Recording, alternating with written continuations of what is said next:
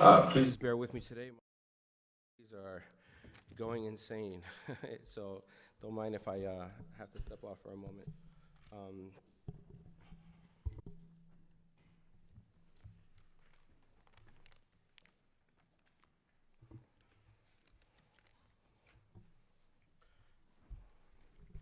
I want to call this meeting to order. Mr. Palladino, please call the roll.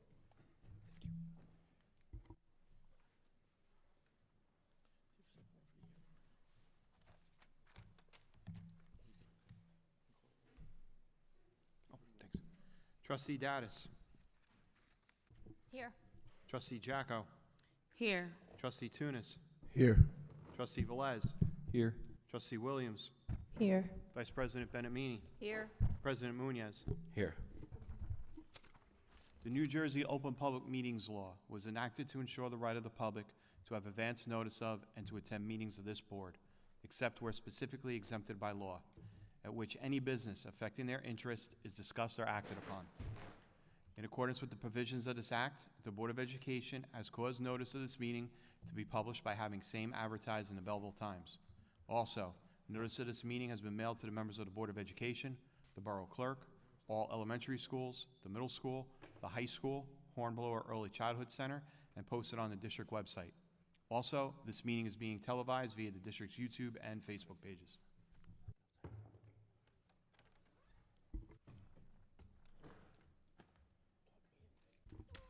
Thank you, Mr. Palladino. Can I have a motion to approve the minutes for our March 22nd meeting? Motion. I'm sorry, March 28th meeting. Motion. Second. All in favor? Aye. Any abstentions? Mr. Palladino, call the roll. Do you not? No? Okay. So we're going to go ahead and we're going to move forward for a report from student government. We don't seem to have one today. So we're going to go ahead and move on to items presented by administration. Dr. Tomko.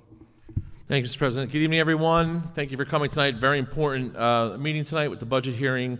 Very excited to see all of you here, and those of you at home who are joining us, thank you again. Just incredible things happening in district. I know you're reading about all of them. Our kids are excited. COVID is, I don't know, it's been behind us here at the district for a while, so our teachers are very resilient. Our staff members, all of our support staff, administrators, but our kids are most resilient. So again, everyone's just doing an incredible job. Our nurses, just phenomenal. Again, I want to thank the board for all their support. I want to thank the parents for all your support. I know it was a rough road, but we seem to be getting through it, and we are definitely making progress. So tonight, first, I want to start for those of you who may frequent the council meetings. The last council, I think it was the last council meeting. Last council meeting, we had a great presentation with a program, a few programs that we have here with regards to our special education population and Special Olympics. Our special services department under Mr. Klein and then Mr. Puglia has joined him as well, has just flourished, advancing light speed or light years ahead. Life skills houses, different things that we're providing for our population of students here, and partnering with Mr. Condito and others with regard to fundraisers. And it's not even so much about the money. And I think he said it best at the council meeting. It's more about the awareness, right? It's more about the awareness. So, Mr. Puglia, if you'd like to come up and introduce our first guest tonight, so that we can see what's going on. So.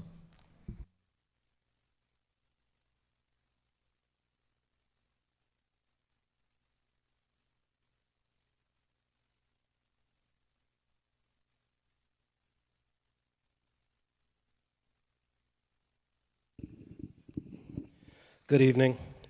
On Wednesday, May 4th, Belleville High School has 10 student athletes participating in Special Olympics New Jersey. The Special Olympics provides Olympic-style individual and team sports, which deliver meaningful training and competitive opportunities for persons with intellectual disabilities. Our students will be competing in various track and field events, led by BHS teachers Mr. Laxamana and Mr. Balls.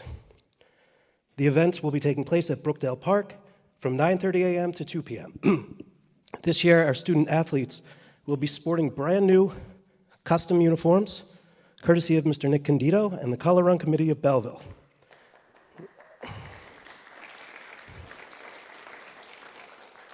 Mr. Candido, a Belleville resident, retired county corrections lieutenant, and now security officer at Belleville High School, contacted me with the idea of donating new uniforms for our student athletes with the remaining funds from his committee. Through his relationship with the Belleville Public Schools and his involvement as a Northern New Jersey co-chair for Autism Speaks Walk, Mr. Candido has a special place in his heart for our special education population. The Special Services Department and special education students of Belleville appreciate this kind gesture. And then, Mr. Candido, you want to come up and speak on behalf of the Color Run Committee?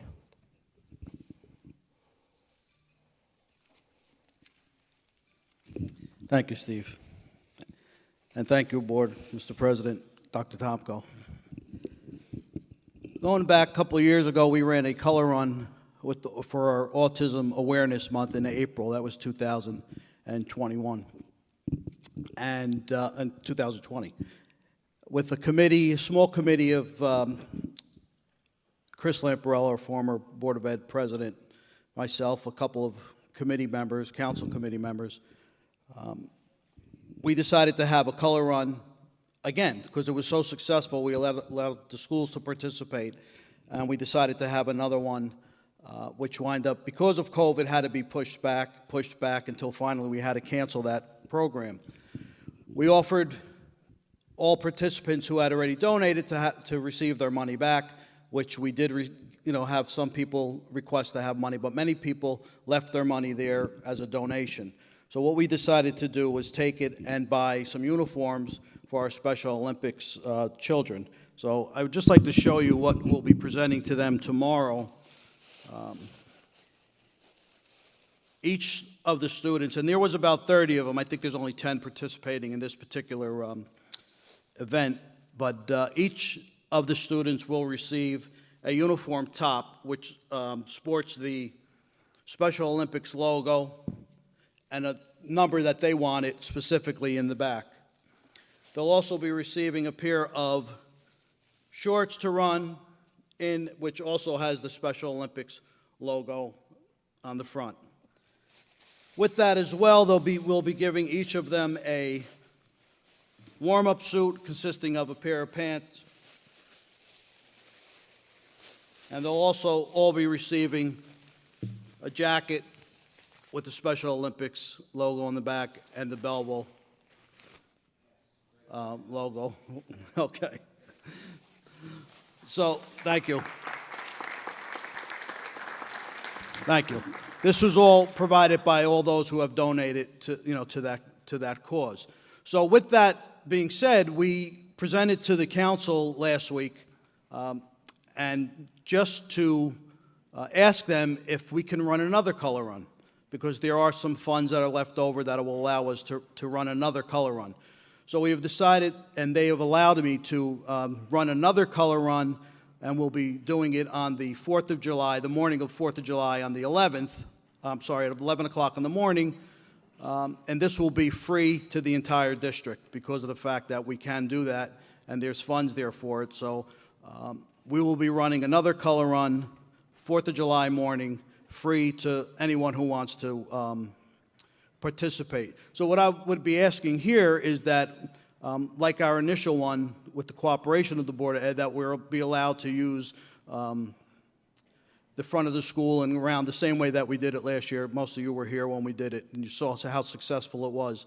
So this will not be a fundraiser, this particular one. It will just be free to everyone and anyone who wants to attend. So I appreciate you taking the time to listen to me, and these will be presented to Mr. Laxamano and the children so they can participate in that event on Wednesday.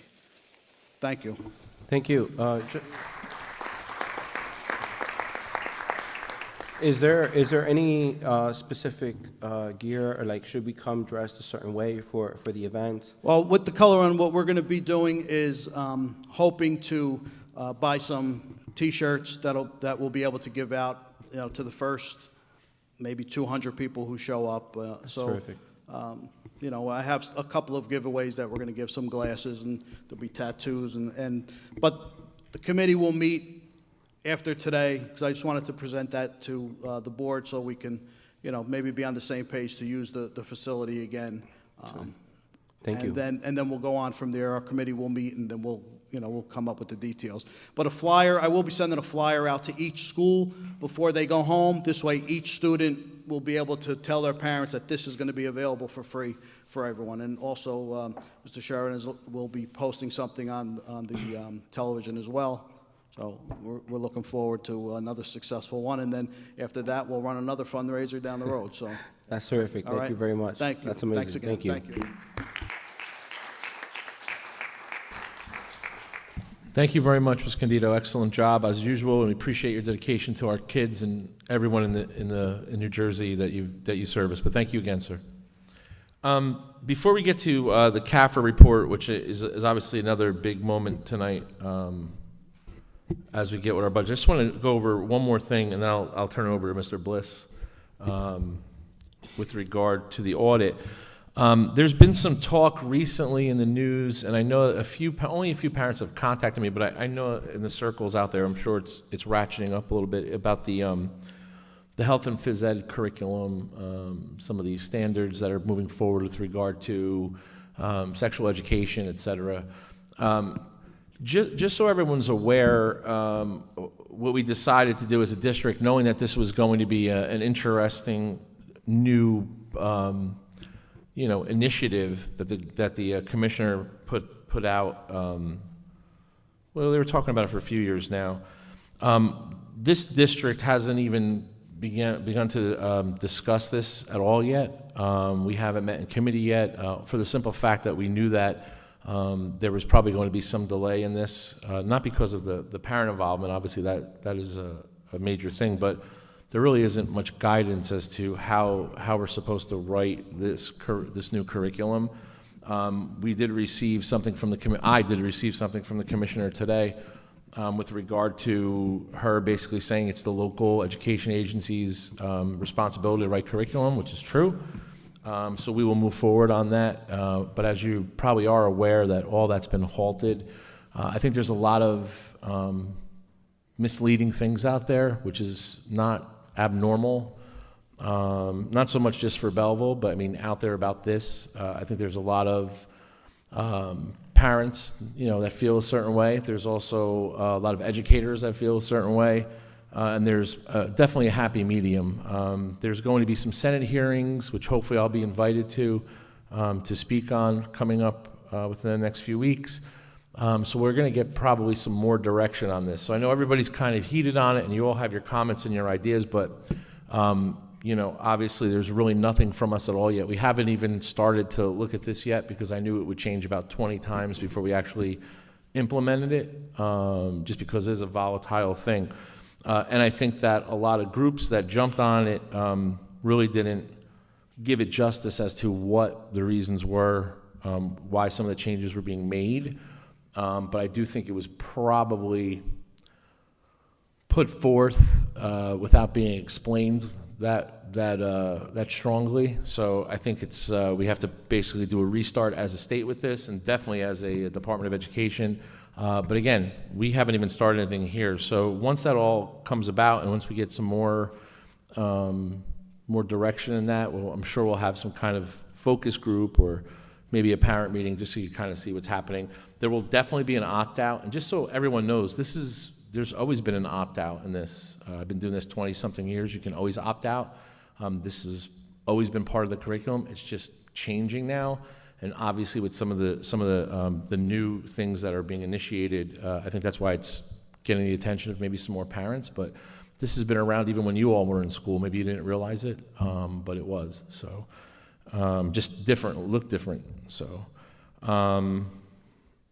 that's that. So just wanted to kind of put that out there because it has made its way to my desk. I think it was yesterday evening. So, all right. So without further ado, I'd now like to call up Mr. Bliss to the podium to talk about the CAFR report, which is the comprehensive audit. So welcome again, Mr. Bliss. Thank you so much.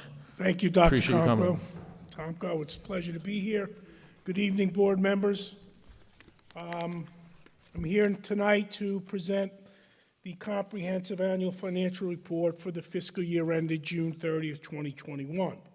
One of our main charges as the auditor, independent auditor, is to give an opinion on your financial statements and to give an opinion on your compliance with federal and state grants.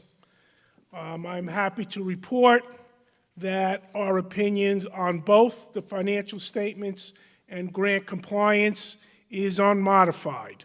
Unmodified means a clean opinion.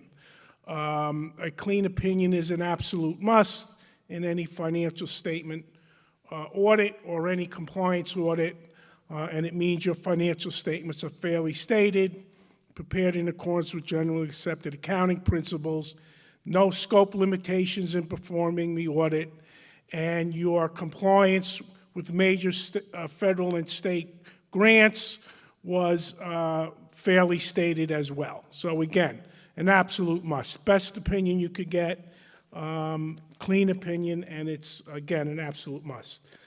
Financially, the district improved its financial position at the end of June 30th, 21. Its overall fund balance has increased a little over $2.6 million from $7.1 million at the beginning of the year to approximately $9.7 million when we ended the year. Not all those funds are available to be spent on any type of expenditure because as the board has done certain resolutions to put money away in certain reserve accounts, as well as committed funds to future purchases. Of this $9.7 million, approximately $5.1 million was in capital reserve, of which $750,000 was earmarked in the 21-22 budget for projects. The remaining $4.3 million is available going forward to fund future capital projects. Capital reserve funds can only be used for capital projects that are in the long-range facility plan. You can't use it for operating costs such as salaries, benefits, tuition costs, or general supplies. The district also had in its maintenance reserve account $1 million at year end.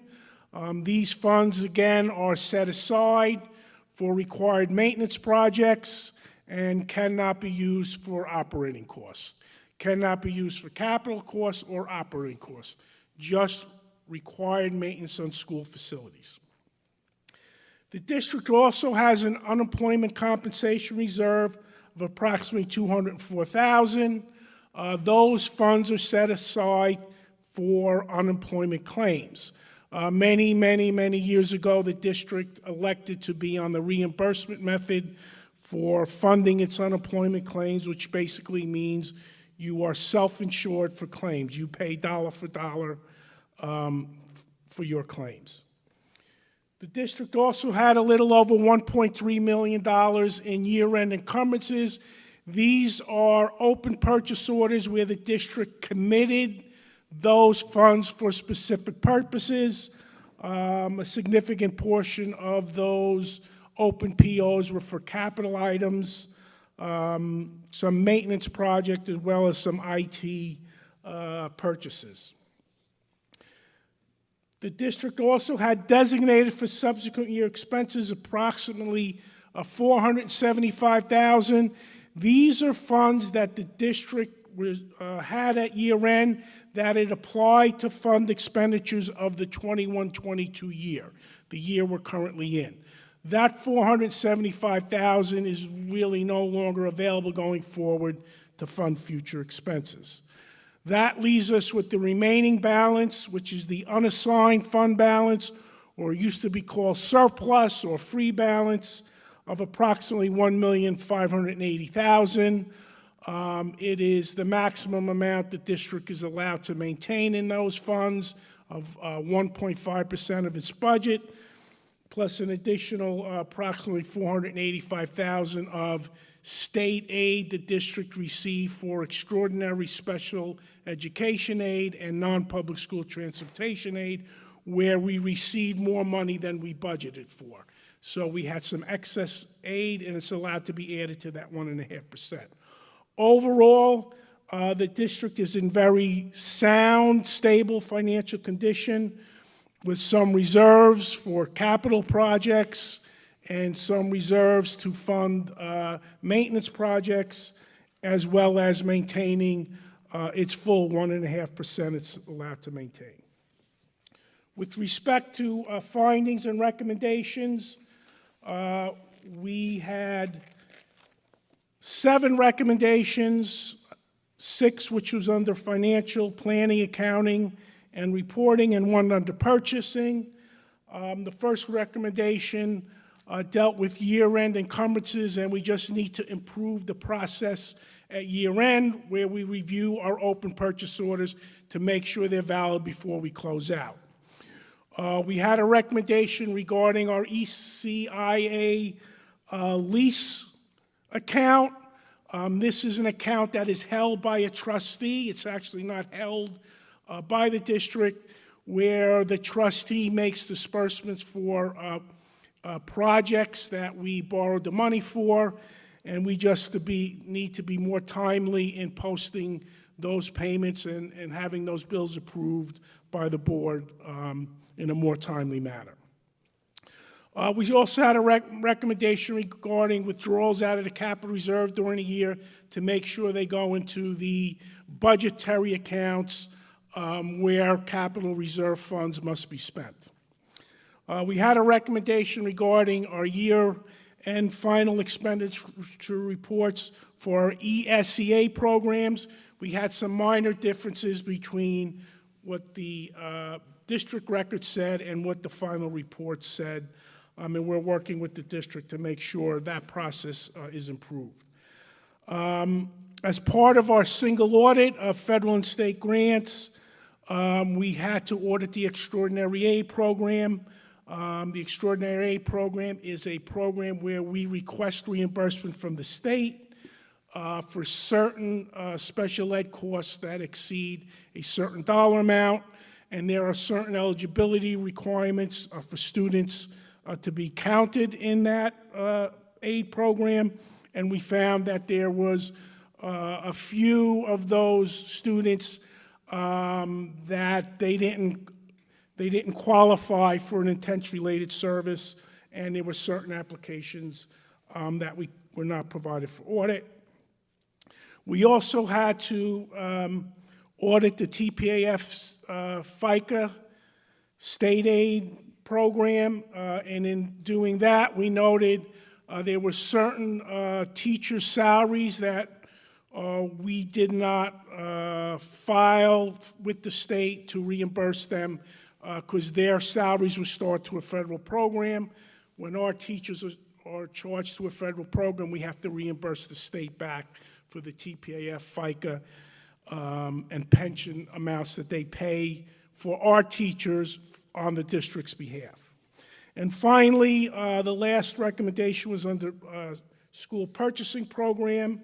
There were some technical and procedural issues that we need to improve on with respect to making sure certain cooperative purchasing, which are not required to be bid, but require board approval, certain notifications that we must make to the controller's office for certain contracts, certain procedures regarding national co-ops, even though they're not required to be bid, there are certain procedures that go over and above what a local co-op require.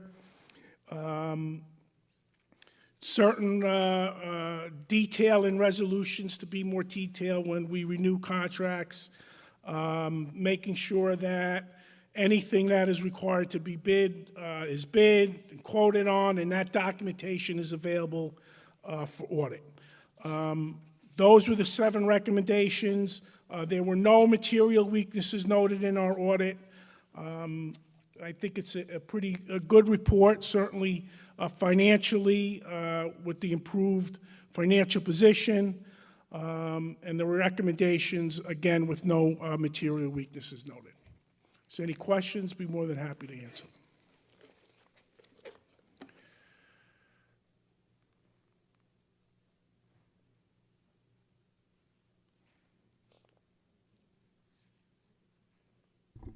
Just want to open it to the board. Does anybody have any questions?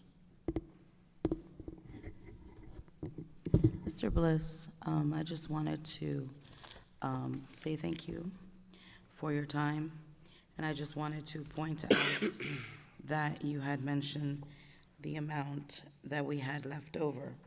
That was for last school year, correct? Yes. Okay. Of the 1.5, correct? Yes, Approximately? 1.5 million in unassigned fund balance. Okay. And potentially, we could return those monies if we have not used them back to the taxpayers. Those monies are available to be appropriated in the budget up to that amount.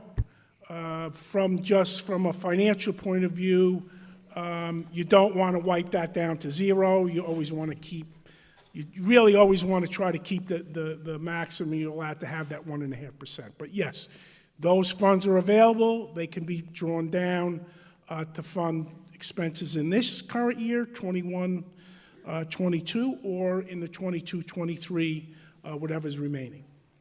Okay. Thank you. You're welcome. Mr. Bliss, thank you very much. I appreciate you explaining this to us during our private session and for compiling all of this information for us and the community. So I just want to take a moment and thank you for your time and your efforts. You're very quite welcome. Thank you. Good night.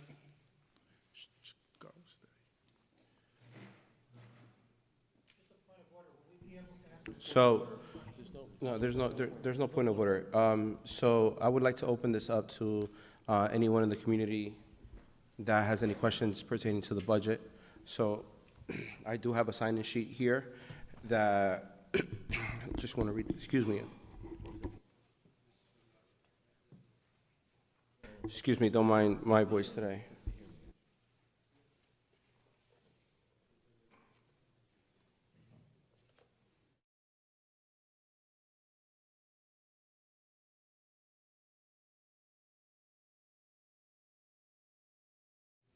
If anyone has any questions to ask Mr. Bliss while we have him here with us, please raise your hand. We'll allow you to come up.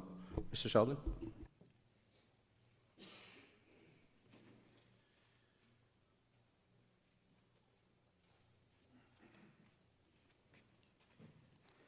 Even though Mr. Bliss is sitting behind me. Mr. Sheldon, 1 second, please.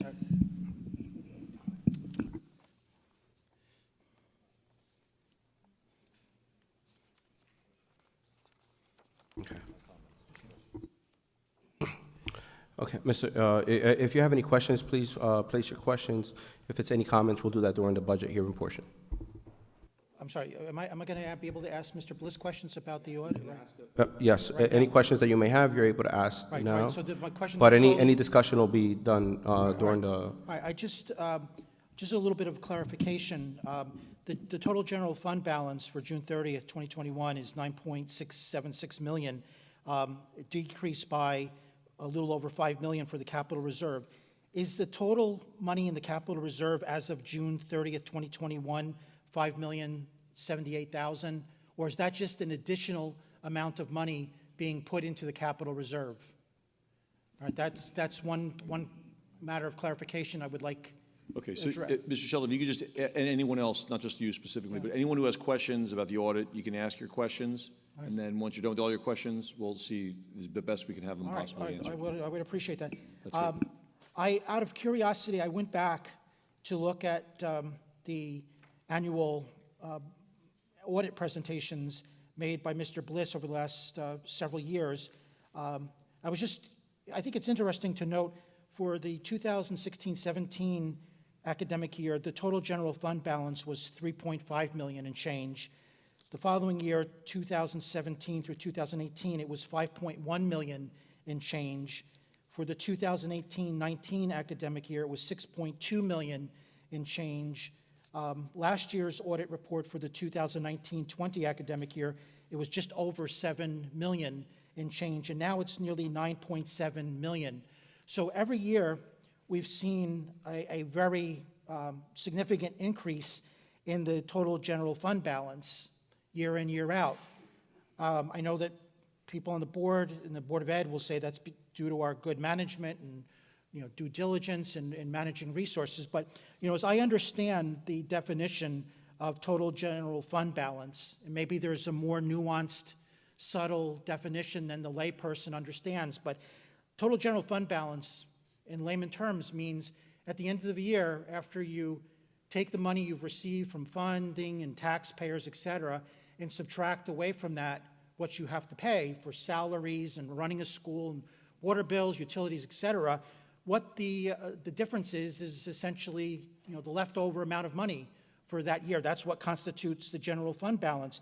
So with this general fund balance dramatically increasing every year, year in, year out, to now where it's almost $9.7 million, to just kind of piggyback on what Ms. Jocko was apparently leading up to asking a few moments ago, doesn't this really necessarily reflect the fact that we here in Belleville, the taxpayers, are really being overtaxed?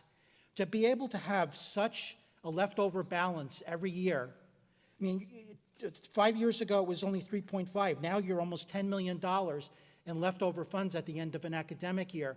Doesn't that necessarily speak to the fact that we are paying more than is necessary to run the school, that taxpayers are being overcharged for the local school tax levy? I would like to have a real answer to that. I'm sure it'll be spun off as well. It's much more complicated than what you're alluding, Mr. Sheldon. There are many more factors. You just can't readily dismiss this as your profit equals revenue minus cost. There's a million other considerations here. But I would like to be enlightened, because I was on this board for 3 years, and in 2019 I chaired the Finance Committee, and this always seemed to me to be a very confusing, unsettled notion. Hopefully Mr. Bliss can finally clarify what general fund balance means in practical terms for the taxpayers of Belleville. The other thing I wanted to mention, and Mr. Bliss brought this up as one of the findings, is the ECIA, the Essex County Improvement Authority matter. I don't know if any of the other board members, I don't know if you were there on the board at the time. No, Ms. Jocko was. But in fall of 2019, the board approved a $3.6 million loan with the Essex County Improvement Authority, otherwise known as the ECIA. And that was ostensibly to fund the Claremont Field project, which we had assumed was going to cost about $3 million when the initial calculations were done. It turned out to come in at about I believe it was 2.7 when all was said and done. But we were assured during that vote, which I think was October of 2019, it was either September or October, Dr. Tomko, especially Mr. Egan, who again, unfortunately, is not here tonight, and Mr. Palladino assured us that that $3.6 million loan, which was going to be paid off in 5 years, roughly $700,000 a year, would it be of absolutely no cost to the taxpayers, that the funding for it was going to come out of, as Mr. Egan said, other accommodations, without ever elaborating. But I took it on faith, because I had my apprehensions about what was really going to go on here, and if it really was going to cost Belleville taxpayers another $3.6 million. But based on what Mr. Bliss presented tonight in one of on page 3, there are some real questions about how the repayment, which is $717,691 a year, is being handled. While I was still on the board in 2020, I had some really serious reservations about how the ECIA monies were being charged, because as Mr. Bliss just acknowledged, the ECIA loan is being held as a trust. And we, as I understood it, and Mr. Palladino can once again explain this to me if I'm in error, but each year we were giving the ECIA trust the $700,000 plus, but at the same time, I saw on the bills list that all of the project work connected with the Claremont Field project was also being directly billed to us. So it seemed like we were being effectively double Mr. billed. Sheldon, can you just get to your question? Because Well, this that's was what my I'm leading question. up to. I just this because this is a source of real concern here. I would like Mr. Bliss to allay my fears, and hopefully several other people, that there is no game playing taking place here with the ECIA. As many of you remember, Mr. Mr. Bliss, do you understand what Frantantoni it- warned us about not to get involved with the ECIA because of these Okay. historical Mr. Bliss, do you financial understand game his plan. question? Do you understand Right. his concern? Okay, thank you. So those are my principal Okay, great. questions. I guess I won't be able to have any follow-up. I have to, I No, guess. you will all right. not, but Mr. You're Bliss right. Mr. Bliss will answer whatever Okay, concerns thank you have if he Thank you, can. Mr. Bliss. Thank you.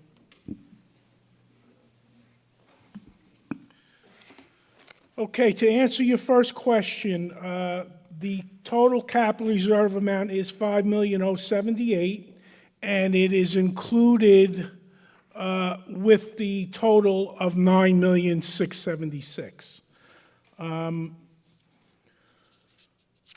With respect to the ECIA lease, no, you are not paying. Belleville School District is not paying the bill, and the ECIA paying the bill. Even though the ECIA is held in a trust, the district must approve on the bill list every payment made out of that trust. In accordance with state statute, every claim must be approved by the board. So before ECIA can release those payments, the board has to approve them on a bills list, and then those payments can be released by the trustee. But in no way, shape, or form are the payments being made twice.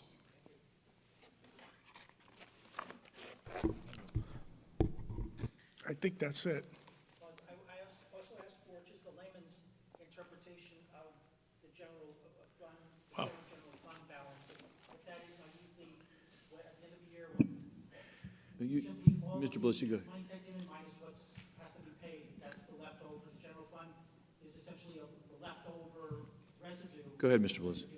Yes, basically, total revenues less total expenses equals what is remaining.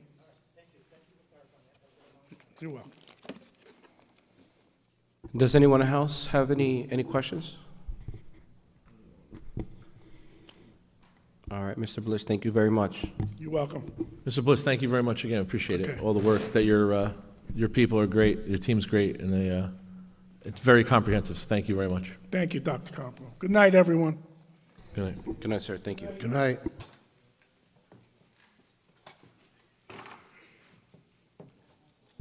All right, members of the board, I think you could probably just move to the side if you really want to stay up here, but if we could dim the lights a little bit, I'm going to do the board, Mr. Sheridan, if you could do that, or do the budget presentation now, followed by the hearing, the budget hearing, and then we'll take it from there. So just give me 1 second, and we'll get going.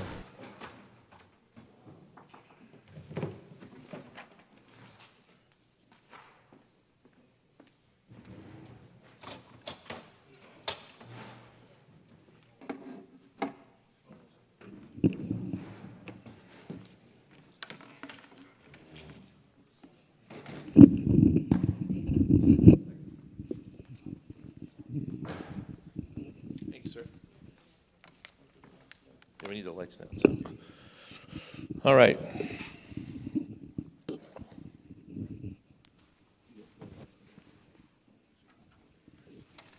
Oh, that's the clicker. Thank you very much.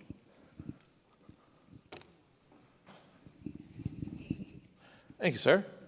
All right, welcome again. Thank you very much for the opportunity to serve this district now for 7 years already. Again, I like bringing up the past already because we have a lot of people here who have been in those meetings prior to me being here, and I think this place was probably packed those days, right? Because of all of the, the malfeasance that was happening, all the egregious things that were being purchased or not purchased and thought they were purchased, and all of those things. So now I'm proud to present this to you so you can kind of see where we are, whether you agree with it or not, right? However, it's very important that you understand some of the direction that the boards that I've served under have put us through mission and strategic plan, et cetera. And one of those things is basically to, do what is best for the children and the students in Belleville and make sure that they have the same opportunities as everyone else, right? Because that's what we're about as an educational, organization.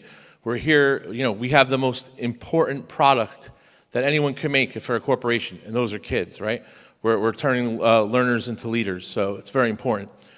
So over the past year or two, and COVID has actually helped us a little bit with this because of our ability to kind of, put some capital reserve aside to increase the footprint or enhance the footprint of the district.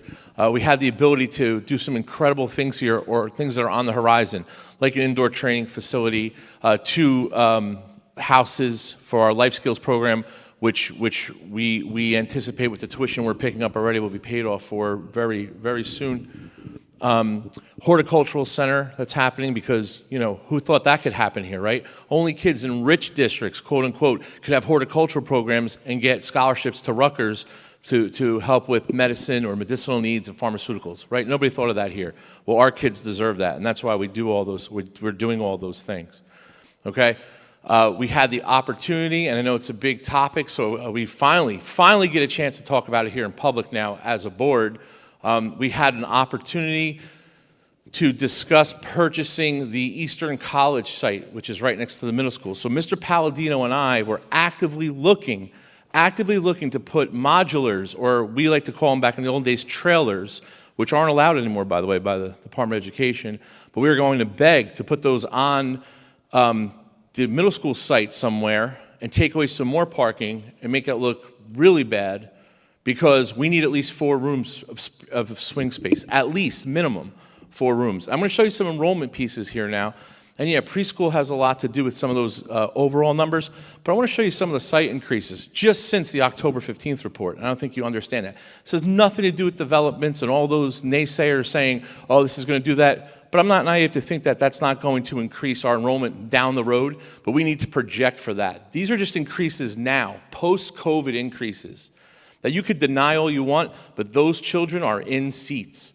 They are in seats. And once the number of classes, once the number of students per class goes past a 25, a 26, a 28, we start getting some phone calls from parents. There's a lot of kids in this class. What do parents want in elementary school, right? They want smaller class sizes. What do we want in middle school? We want smaller class sizes. Well, you need space for that. One of the first things I did, or was charged with when I came here, was the incredible decision of a board before me to put 6th grade into the middle school. Now, that model is the best model. It really is, okay? I'll tell you that. And I'll argue with that with anybody. 6th, 7th, and 8th grade model is great. It works. But you need the space for that. When I first got here, we had kids on the floor. We had kids in the hallways in classes. It just was not optimal, so we pulled them out. Our middle school is growing. Anyone who's in the middle school can tell you, whoever went to middle school here, there's no place to really have gym outside, right? There's no place to even converse outside. There's no place to walk around outside, right? So we have the ability now to partner with the municipality in order to bond for some of these items that we talked about, and I know you all have heard about it and you've read about it on some of these Facebook blogs and other blogs and different things. So the ability to come here and talk to you about what the future looks like here in the center of town as an educational value to a district where everybody before I got here said that education was the most important thing we were lacking here, right? And we still talk about it. Right? How do you grow academics? Well, I'll tell you, you could argue with me all you want, but preschool is extremely important. That's number 1. So preschool expansion grant.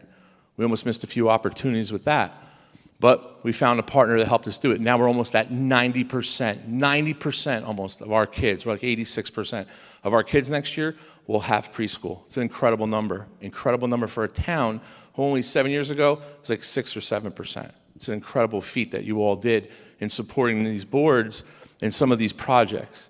Same thing now with the middle school. The middle school now, barring that nothing else occurs over the next few months as we seal all these deals, will have a Southern Annex, okay, also trying to expand the footprint a little bit by providing parking with the option of having obviously a field out there so we can hold physical education, we can hold events, continue to provide parking for our teachers, and then on the bottom lot have a lot for municipal value so that people can go to shops or whatever they need to do. That's that idea, and that's all that is. That didn't come to us until very late, and I was lucky that we had a partner in the president of that college who said, you know what, I really love to keep this in education. So that is a beautiful building. It also has about 12 to 14 offices on the bottom floor, which will allow us to move some offices in there that we need. So things are really looking up, very positive about stuff, even though I understand that everything comes with a cost. So that's what we're here to talk about, some of those great things tonight. So I bring this budget to the board tonight, and for everybody to talk about it, even though we did have basically an open session on it last week. These are some more fine points of everything. So every year, it's the same presentation overview. That's called transparency, just so everybody knows, right? There's no hidden things.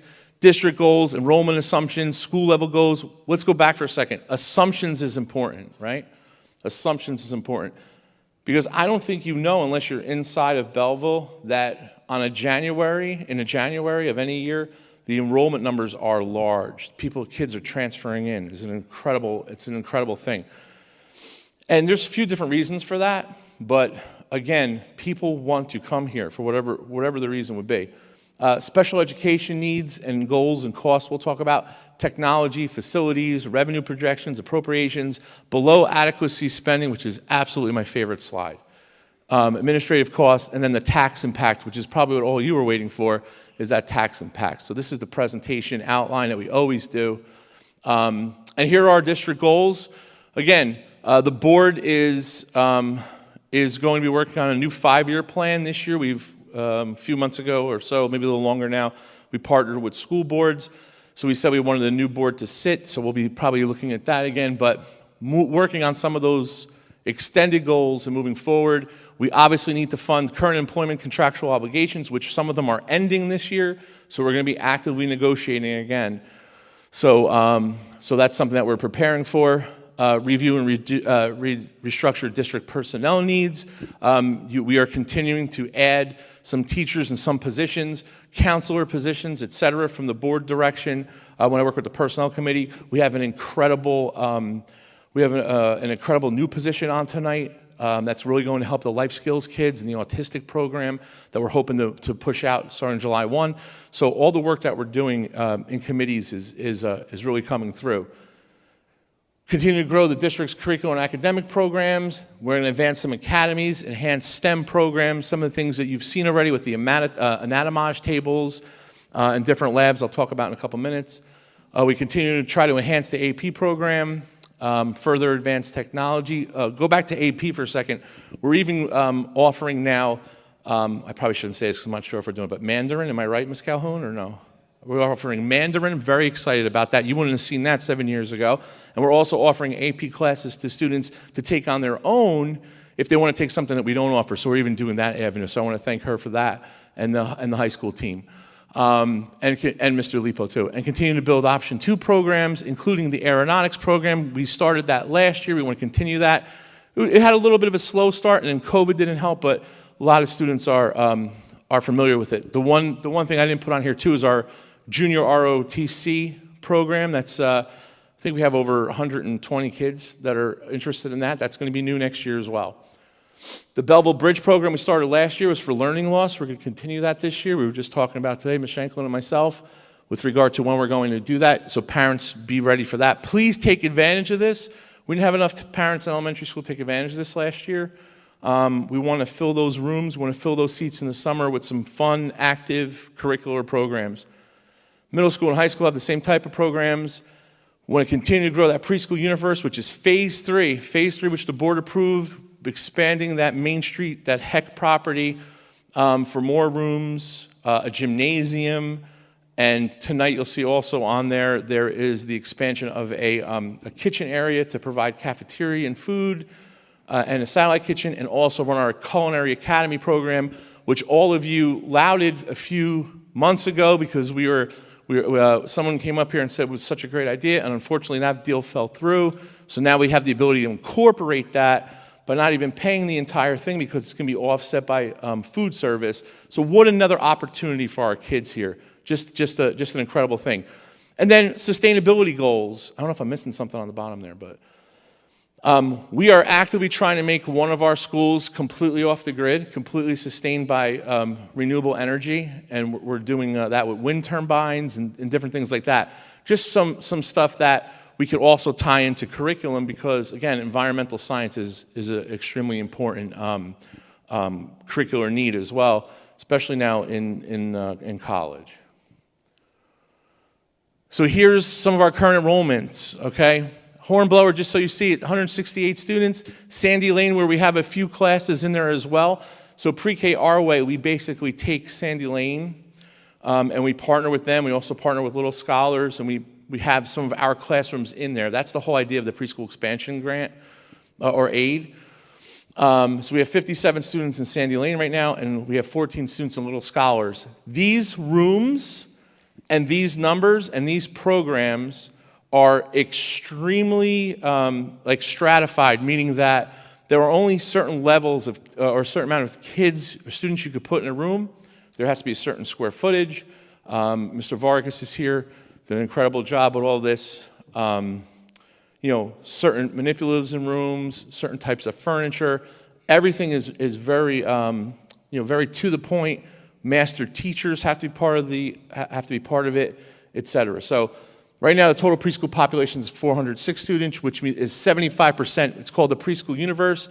It's a formula where you take your eligible first graders from the year before, et cetera, et cetera. If you want to know more about that, I can give it to you, the exact formula. But that tells us that out of all the students in Belleville, all of the kids that are 3 and 4 years old in Belleville, 75% of them now, 75% of the eligible kids are now in school.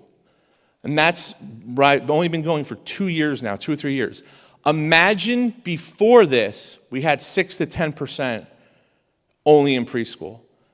I mean, there's reams and reams of research that talk about, think about your own kids getting into classes, especially if some of those children are English language learners. All right, this is a very big thing for this community, and especially that we were able to make such an impact so quickly. So here's some interesting stuff. You can't see it on the bottom. I don't know why I can't get the whole slide for some reason, but the bottom, the black number is the October 15th number, and the red number is the current number, okay, meaning March 31st. That's my current enrollment.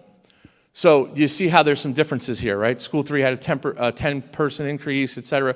But here are your numbers. School 10 had a little drop-off. It could be a program change. But I have to tell you, when I first got here 7 years ago, I remember Mr. Egan and I, if you all remember, we kind of consolidated to save money. We consolidated an administrator, and we had one administrator do 2 buildings. And Senator Ruiz called me to her office, and she said, how's that possible? And we talked about the enrollment there. And I remember School 10, I think, was under 100 students, maybe, or just right hovering at 100, right? That was 7 years ago. Now we're at 172 today. I mean, I don't know what else to say to everybody who's, pointing fingers. Middle school, 683. We had 700 March 31st. And that's taking the 6th grade out.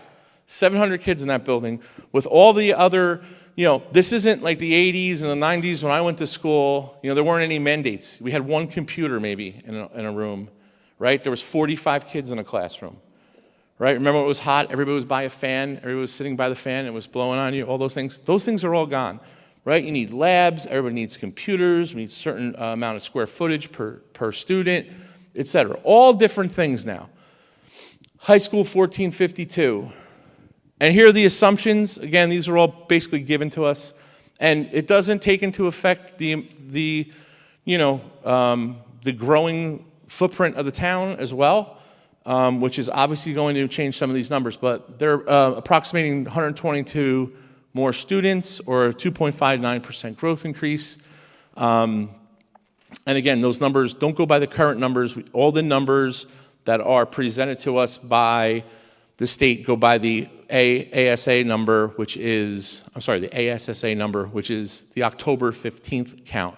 So on October 15th, every school gives a snapshot of its district, and that's what the state uses for everything. So that's what we're going by with some of these numbers here. We're expecting 180 additional preschool students because of the expansion. It's just an incredible thing. That'll bring us to that 86.7%, and I'm even surmising it's going to be closer to 90. All right, Mr. Palladino just got some calls today about partnering with somebody, partnering with a neighboring town that can't find space. I go, oh, I was there. I met with every possible developer, builder, owner that was willing to talk to me about it. So we have some school level goals in this budget. Expend our core mission, of course. We want to advance the academies that we started. We have a culinary academy we're talking about this year for our students, to keep some of our students that really are into culinary classes here. A public safety academy, and if you remember, right before COVID hit, we approved the leadership academy. So we're hoping to get that going again for our really top 3% of students at the middle school going into high school. The public safety academy talks about fire science and also different stuff, things with forensics. Getting students ready for maybe careers in public safety and public service. So not too many other schools in the state have that. I think we only found one other district that has that. Excuse me.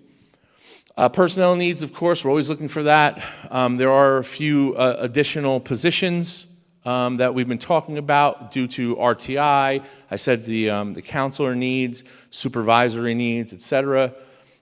Technology initiatives, obviously we always have to repair and replace Chromebooks because that's what we're doing now, we're using all that. Some of the things I talked about before, the anatomage tables, which if you were here a few meetings ago, once we get that lab set up here, we'll take all of you on a tour for that. Our outdoor facilities and footprint, educational space, etc.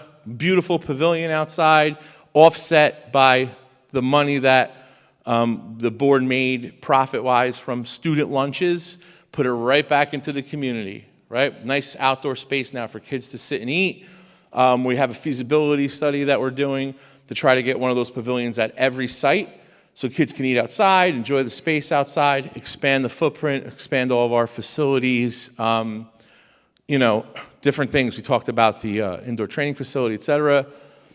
Maintain all of our existing programs. So we're very proud that we didn't have to cut anything. You know, why would you start something to cut it? It doesn't make any sense. And then social emotional wellness program. I know there's people that are kind of, you know, up and down about that, but it is true. I predicted it 2 years ago, and we have students that are having a hard time transitioning back and acting in a certain way, especially now even without the masks. Even without the masks. You know, taking the mask off was also a different transition back to school. Kids now see each other's face differently, maybe. There's a lot of anxiety still there. And if you don't believe that, well, then you haven't talked to anybody, unfortunately. It's just you spewing rhetoric if you don't believe that. It's out there. And if you have kids, you need to sit down and talk with them because there is anxiety out there post-COVID. When students are sick, there's anxiety. When things are canceled, there's anxiety.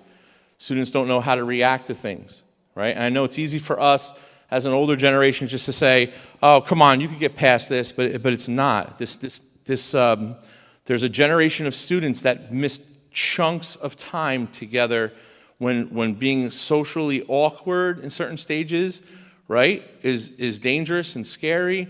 When not having friends around you, when a time when people are dying next to you or getting sick, maybe your family's getting sick, okay? There's a lot of things happening. The war isn't helping over in Eastern Europe. There's a lot of stuff that our kids are still going through. So we have the ESSER grant puts money aside for social wellness program, social emotional wellness program. We have a supervisor position to maintain that program and certain things that we need to continue to do. Special education, I talked a little bit about it, just doing an incredible job with different, trying to save money on evaluations, et cetera, IEPs, least restricted environments. Very difficult to project special education students coming to district.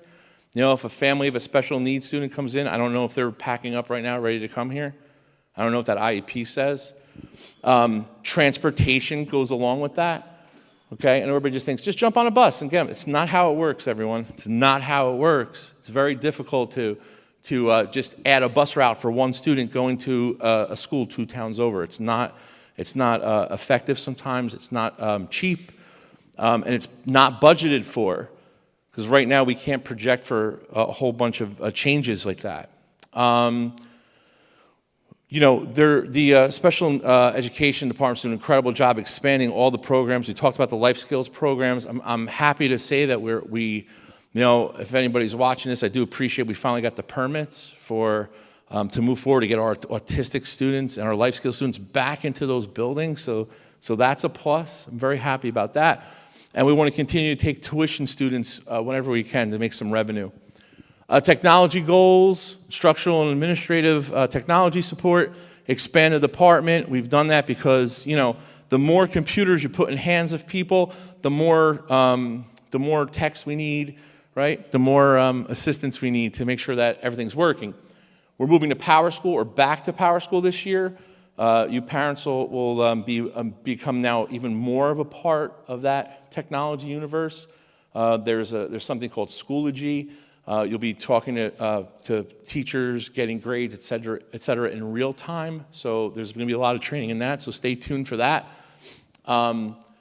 We talked about the Anatomage Lab, a new STEM lab that used to be in the Board of Education offices. Again, getting us out of there, getting administrative offices out of rooms to bring back educational space. That was the plan 7 years ago. I think everybody forgot it, though. Everybody forgot it, because every time I try to do that, someone complained. Everybody forgot it, right? So guess what? I'm reminding all of you again. The whole idea when I first got here was to get all the offices that are necessary, even though you don't want to believe that maybe, they are necessary. Take them out of the libraries, take them out of classrooms, take them out of essential laboratory areas like where my office was, and now we have a beautiful technology area where we're going to have a parent, like sort of like a genius bar for parents that are having issues or kids are having issues. They come on in, talk with one of our techs, and on the other side is a full STEM lab, which is looking great. Definitely needed for a long time, and I'm glad it's finally happening here. So we have a lot of facility goals, obviously. I don't think that's understated. Every year we want to maintain and coordinate all of these systems that you may not be aware of. Heat, ventilation, air conditioning, which is known as HVAC, electric, water, fire alarm, other safety systems. IPM is integrated pest management, okay? Lead and environmental testing. You know, we've done environmental testing before anybody else did, okay? So that's something that I just have been doing in my 25-year career. We're constantly checking for different things just to make sure our students and our faculty and staff are safe. But those are just management things. Those things we do every time we have to, and those aren't free to a school district. Electric isn't free. So when your electric bill went up this year because of the gas prices, right, or your oil or your heat or whatever it is, so did ours. All right, so all of those things increase. We don't get it for free. Your water bill went up, so did ours. Okay? Maintain preventive maintenance programs, all the things that we're doing, especially the big thing now, HVAC, the HVAC systems, constantly changing the filters. All right, that adds up too because of COVID. But, you know, Rich Henry and his crew does a great job. Custodians do a great job. Our district vehicle fleet, we were talking about today. We've got to maintain that. Improvement projects like outdoor spaces, the middle school annex, offices, field, and the deck, the parking deck that I talked about. Middle school auditorium, to bring back that historic look and to utilize that second floor. We have some ideas for that. Possibly a, not that I'm giving it away, but maybe we saw an auditorium that had us, because don't forget that clearance is pretty low. It's probably not even code. We saw an auditorium that has a plexiglass top for like a hockey kind of thing. That maybe we can do that so our students in our community can utilize that beautiful auditorium that's not really being utilized. Playground projects at all the schools. Okay, all the schools are getting playgrounds. Hopefully with some of the passing of some of the other stuff tonight. Municipal stadium office and storage enhancements, part of that bond, that shared service agreement. We need some space for our phys ed, teachers for storage and whatnot at the Municipal Stadium. You know, we go out there and we use the field all the time. We need some office space out there too. HVAC project, that's the big one, right? We took that money that we got for the air quality and we put it into air. We listened to what the parents were complaining about to us a year and a half or so ago because it was very hot with the masks on and everything. And we went forth and we have an HVAC project going where the classrooms will be air conditioned. That's starting this summer. Environmental lab is something that we were talking about. We have the opportunity possibly to build an environmental lab down on a riverbank. The board's actively looking into that, so stay tuned for that. The Horticultural Center is going to be behind one of the new houses right on Greylock. It's a large greenhouse, and if you remember from a few meetings ago, a while now, we partnered with Nanina's to do farm to table. Where their idea is maybe have a chef come in and cook with the culinary unit by using the herbs, vegetables, et cetera, that our kids are growing. But the whole idea is to put the science and the curriculum behind it. You'll also see pretty soon, and Matt, I don't know if you have an idea on that, but we try to partner with a company, and we got some grant money for it, for lights that are run by small wind turbines. We are putting those in different parts of the district where electricity can't go and the lighting is bad. So you might see it back there. Down by School 9, there's going to be one. And that wind turbine energy, the board is actively looking into putting up a large wind turbine down on the property that we own by School 9 to make School 9 completely sustainable through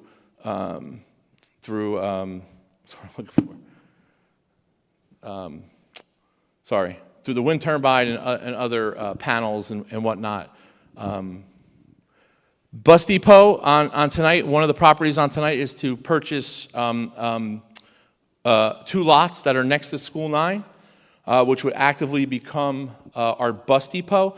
Right now, if you know, all of our buses, we lease part of St. Peter's lot to put our buses down there, so it's technically renting space, about $25,000 a year.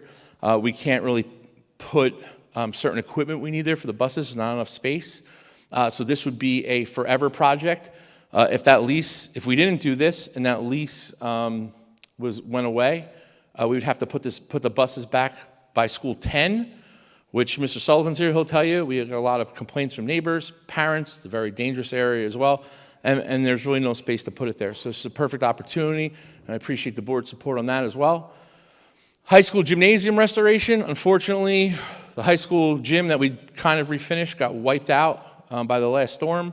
So we got some money for that to restore it. So it's got a little different look to it. We went from 2 bleachers to 1 bleacher, so we could fit more people, and it's going to look great. And that's going to be done. The whole thing will be done over the summer. The indoor training facility, obviously, phase 1 of that should be done within the next next month or 2. The flooring is in, the HVAC is in, and there's several rooms of just incredible stuff going to happen in there. And I don't remember what the bottom says. What does that say? Lighting? What?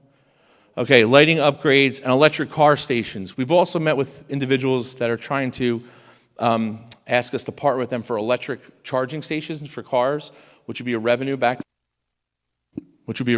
to the district. The universal charging mounts, so we're looking at that possibility, trying to get ready for the electric car boom that's coming up. And we continue to work on changing the lighting. Our own people do it in-house, but the lighting, we had some issues with the lighting that we realized during the referendum, and we kind of said we could do it ourselves over a few years, and the construction officials were very good with working with us on a 2-year project for that. So a lot of stuff happening, so I know I'm very long-winded. So here's the stuff you really want to see, right? Continuation of the programs, capital reserve and improvements. New buses are in there because our buses are end of life. Some of our buses are going to end of life. You can only put them on the road for a certain amount of years. The middle school expansion project we talked about ad nauseum tonight. Meeting all contractual obligations, which is the biggest part of the budget. No program cuts, we're proud of that. Expand the STEM initiative and the preschool expansion phase 3, which again puts Belleville on the map because we are definitely the model district for the PEA stuff. So we spend $81 less than the regional limit when you do all those calculations. The regional limit is $24.79. We're doing it at $23.98. That's all calculated by the Department of Education. All right? I got some really new slides coming up for you guys. It's going to really make your head spin, I think, when you see some of these. Here's our total revenue projections, and we're going to post this tonight or tomorrow, whenever we can do that when we leave here, so you can see some of these numbers. $90,308,209 is the total operating budget. Okay, your tax levy for this year is $44,539. We use a little bit of bank cap as well, so we use the rest of our bank cap because we're going to lose it this year.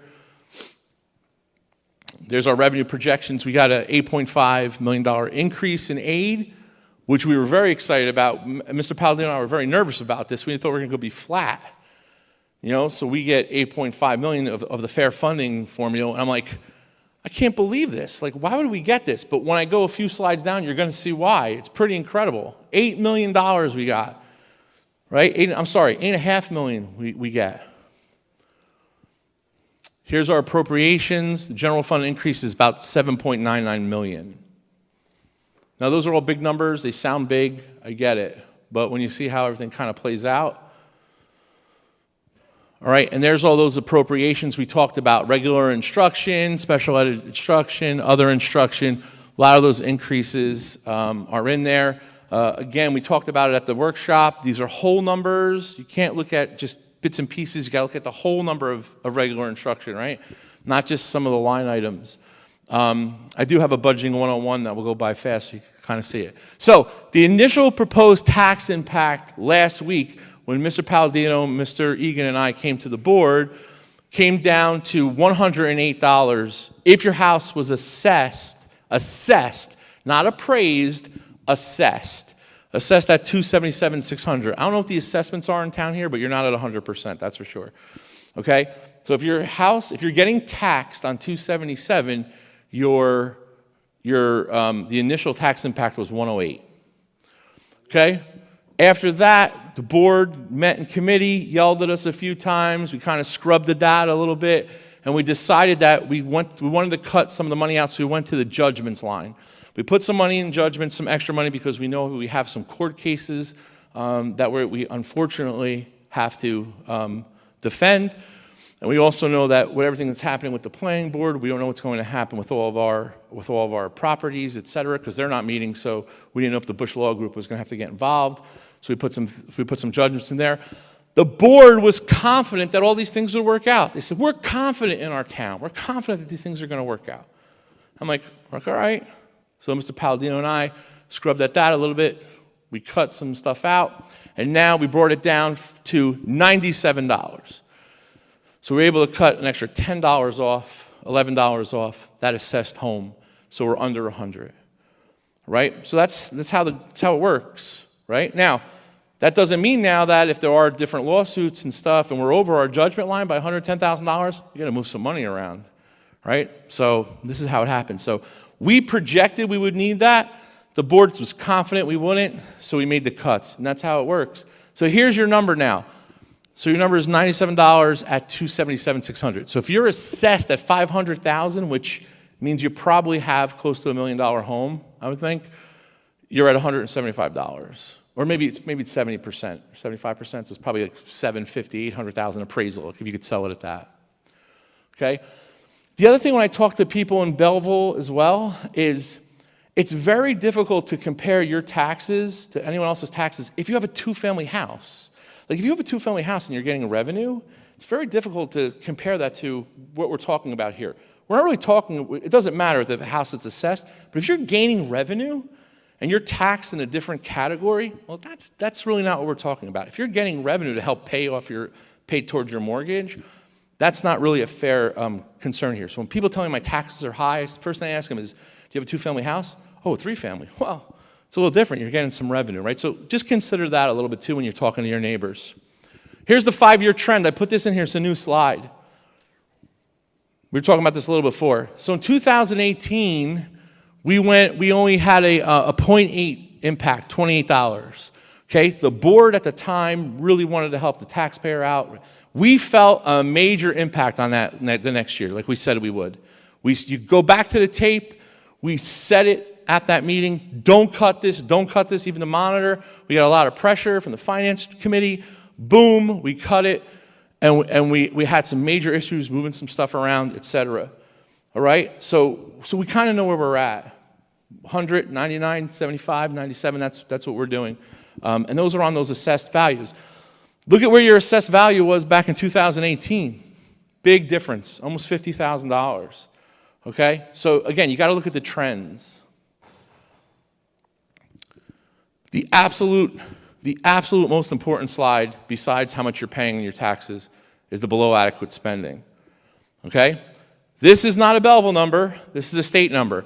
So after putting this budget together, the state is telling us that to be on par with a district K-12 that has about 5,000 students in it, that's the best part. It's 5,000 students, so we're just at 5,000, we're like 4,800. So it's talking to us directly at us, like pointing at us, like we're talking about you.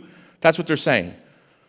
The district is saying that in order for us to be on par with every other district, to be adequate, we need another $7.4 million in that budget. That's what the state's saying. And I'm going to finally show you kind of why. It's no one's fault. I guess it just happened over the years, but I have it in here. But that's a true definition. A true definition. There's nothing else to talk about. You got to move that up for me. Can you move that up for me a little bit? Somehow? I don't know why we can't get the whole slide on here, but. So just tell me what the first year is. Sorry. 2014-15, so right before I got here, our below adequacy was $18.9 million, and you were in a $4.7 million deficit. That's insane. That means that this budget needed $18 million just so your kids could be on par with other kids in this state. We've come up and down the valley. We're still at $7.4 million after we got the increase, after we got the aid increase.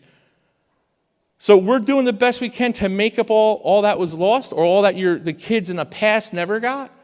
But, we got to do it, obviously, as fiscally responsible as we can. So what I'm saying to you is $8 a month, it's not bad, and I appreciate it.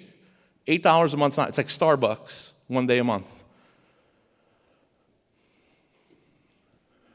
Here again, your adjusted revenue projections are on $90.1 million now.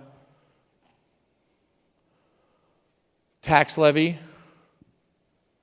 44.429. All these numbers will be on there. I know they're going fast. And the fund increase now is $7,885,000.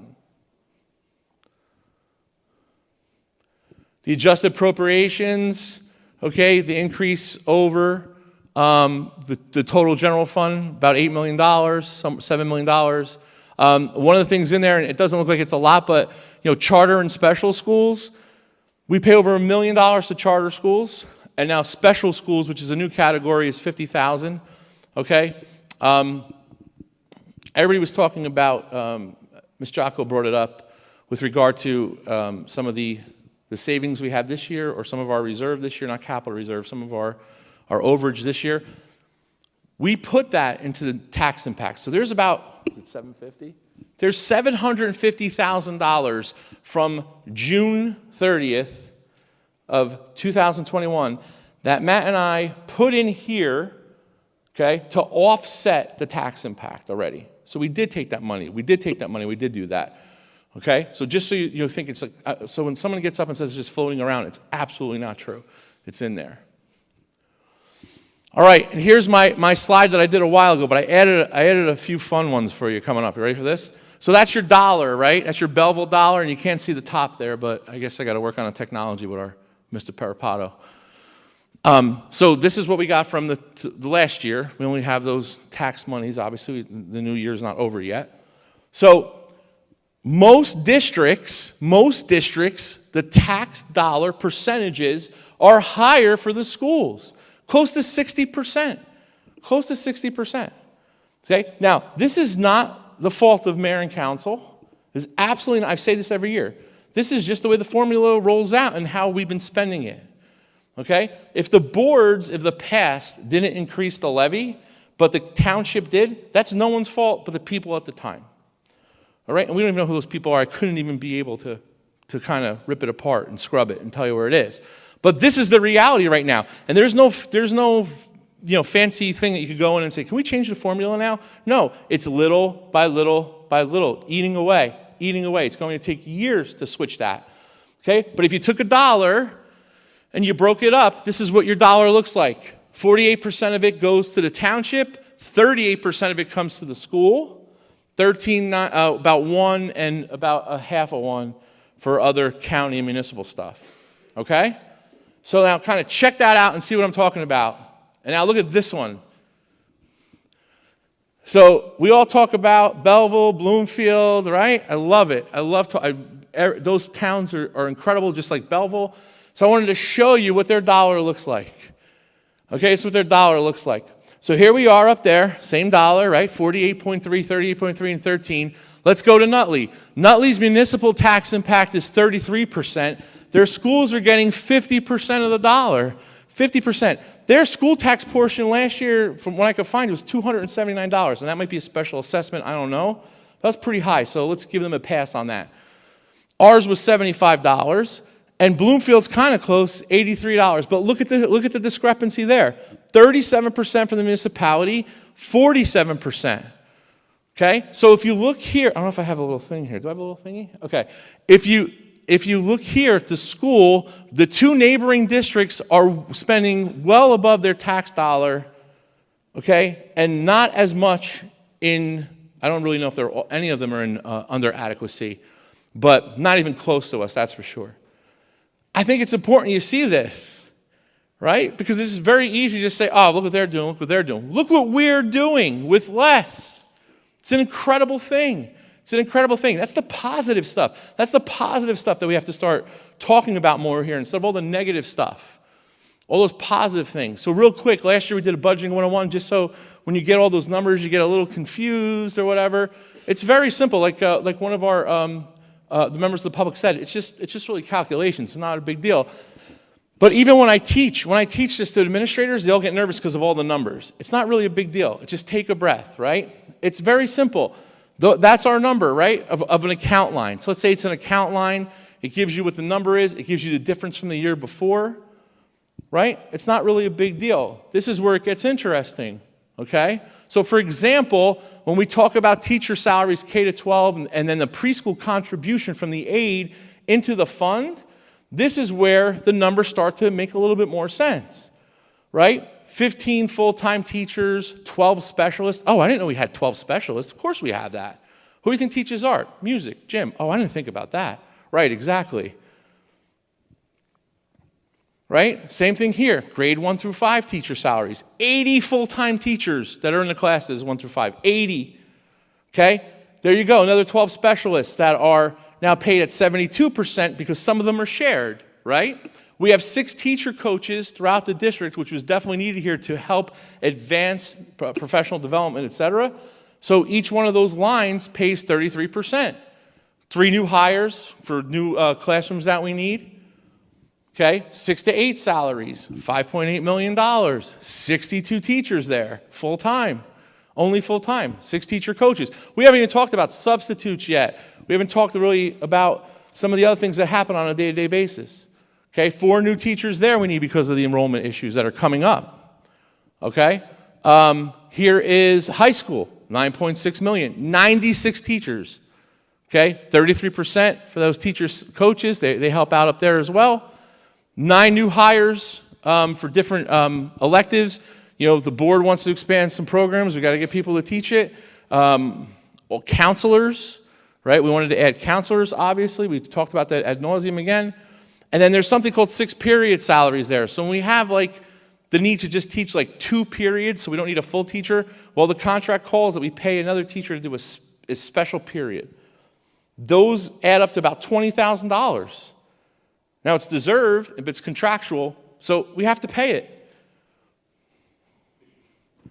All right, and now these are also included in those budget lines. When you see those budget lines, you're like, well, it's just not making any sense. Well, you also have to add in the paraprofessional salaries, home instruction when a kid's sick at home or is on there for discipline issue, preschool staff salaries, substitutes, supplies. There's some miscellaneous things there, which really is only $12,000. And we still, believe it or not, have textbooks.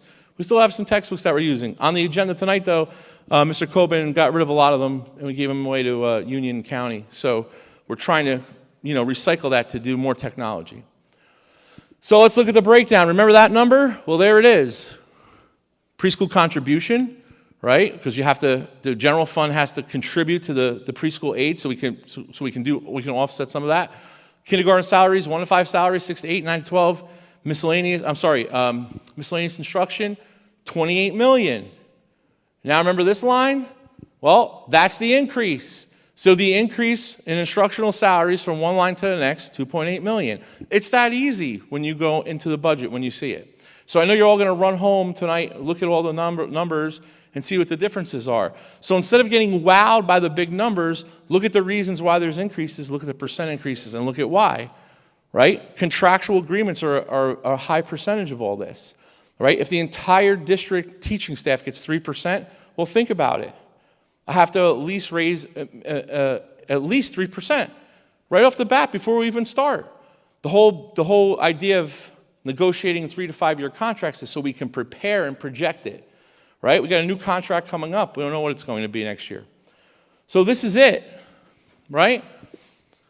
So these are the factors that are driving those increases to the budget, though. Overall salary increases, home instruction, summer school. There's $1 million in professional development next year.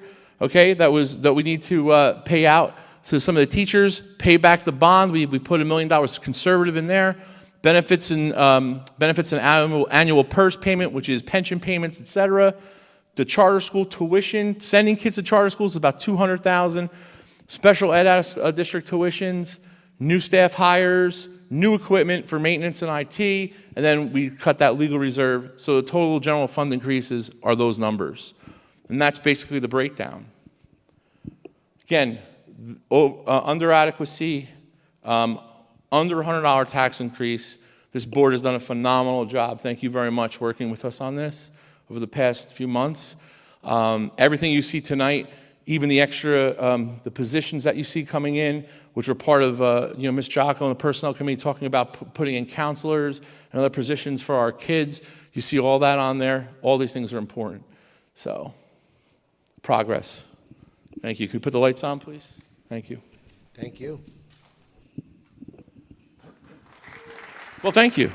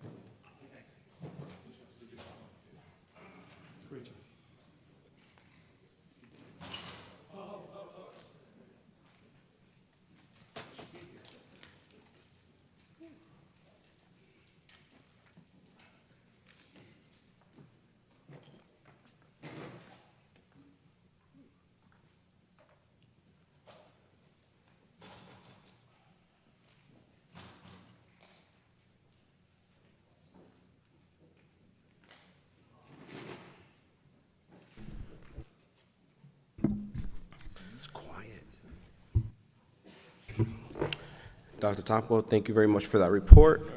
A lot of information, and I appreciate the efforts that you and Mr. Palladino put into getting this ready, and the auditor as well. Can I please have a motion to open public participation? Motion. Second. All in favor? Aye. Aye. Any opposed? Mr. Palladino, call the roll. Trustee Dattis.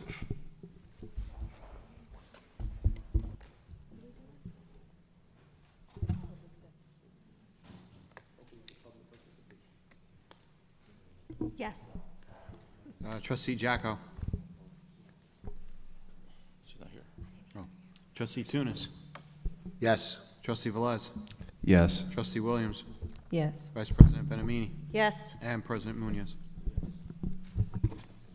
Yes, the board president, I will call the individuals who wish to speak in the order they appear in the sign-in sheet roster. The individuals called to be heard shall proceed with his or her comments as briefly as the subject permits. There is not going to be a time limit into this discussion, but it's important that we discuss budget topic specific. All inquiries must be directed at the board president. Mr. Sheldon?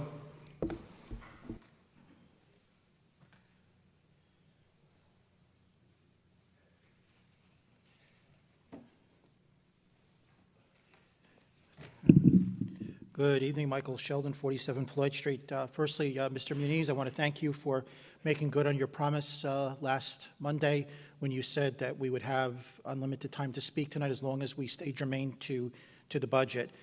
This is a great improvement because the year before, Mr. Bush stifled, I was the only one speaking the year before, and he gave me 5 minutes and only 5 minutes, and I thought that was unfair, if not illegal. But thank you for resolving it this time around. I want to start off by saying I appreciate what Mr. Bliss acknowledged, because it is germane to the budget, that the general fund balance is essentially, at the end of a given academic year, it's basically, Econ 101. It's revenue minus cost or the profit. And some of you may be insulted by the next words I'm going to use, but for most of us, we would see this as essentially a slush fund.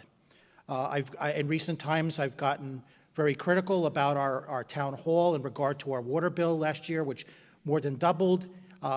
They took in over $8 million last year from our water bills and paid NORC less than $3.6 million, meaning that the town hall profited almost $4.5 million from water bills without any explanation. I know I'm digressing a little bit, but this is essentially the same thing here. This is the general fund balance is largely the same thing. You have all this excess money accumulating at the end of the year, which you then transfer into other categories to help with pet projects. Now, and that's now almost $10 million. It steadily increases. I said earlier tonight, every year it's gone up by $1 million or more dollars, 3.5 to 5.1 to 6.2 to 7 to now almost $9.7 million. So I think just this alone shows that Belleville residents are paying more taxes than they necessarily should be. But I want to address another criticism of how our Board of Ed is handling all of the revenues collected from the state and coming up with its budget. And this is in regard to equalization aid. Now, Dr. Tomko just a few moments ago again spoke about below adequacy, that we still remain about over $7 million below adequacy, whereas a few years ago we were almost $20 million. But as many of you should be aware, ever since Governor Murphy ran for office and become elected, he made as one of his main campaign pledges that he was going to see to it that underfunded districts like ours would be brought up to full funding before the end of his second term. And fortunately, Governor Murphy has made good on that promise. If you look at what the equalization aid for our district was before Governor Murphy took office, and this had largely been frozen by Governor Christie during his administration, we were getting only about $22 million a year for equalization aid, and that is to equilibrate the scales. And Dr. Tomko spoke a few moments ago about Nutley, how Nutley residents are paying 50 cents on every dollar for their school system. Well, that's out of necessity because Nutley only gets a few $1 million in equalization aid, whereas this year, for this coming academic year, Governor Murphy, making good on his campaign promises, is giving us over $38.5 million.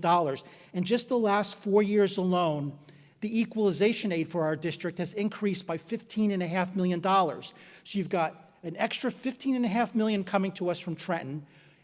Mr. Bliss just a few moments ago acknowledged that nearly $10 million of leftover money from last year just because we paid more in taxes than the district needed to run. There's $25 million of extra funding, which then is immediately turned around to start all these additional program expansions and to get us involved. Now, some of those programs I'm not going to object to. They are worthwhile. They need to be done. But it's all of this rapid expansion in these last couple years in particular that concerns many of us. If you look at the operating budget for the district, In 2018-19, it was $70 million. 2019 to 20, it was $72.4 million. 2021, it was $73 million.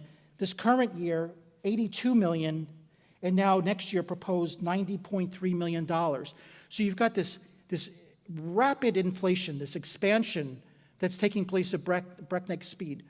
The equalization aid, when you listen to Governor Murphy's budget addresses each year, he is emphatic that the reason he's increasing the equalization aid to districts like ours is to see to it that Belleville residents have to pay less in local school taxes, not more. But despite all the additional money that Governor Murphy is pumping into Belleville to make it fairer for us and to give us a break, do we ever see a reduction in our school taxes? No. Every year, the same dog and pony show. Initially, you say $108, and then you go into closed session and you figure out, well, we can whittle a few dollars here and there. You come back with a double-digit increase, $97.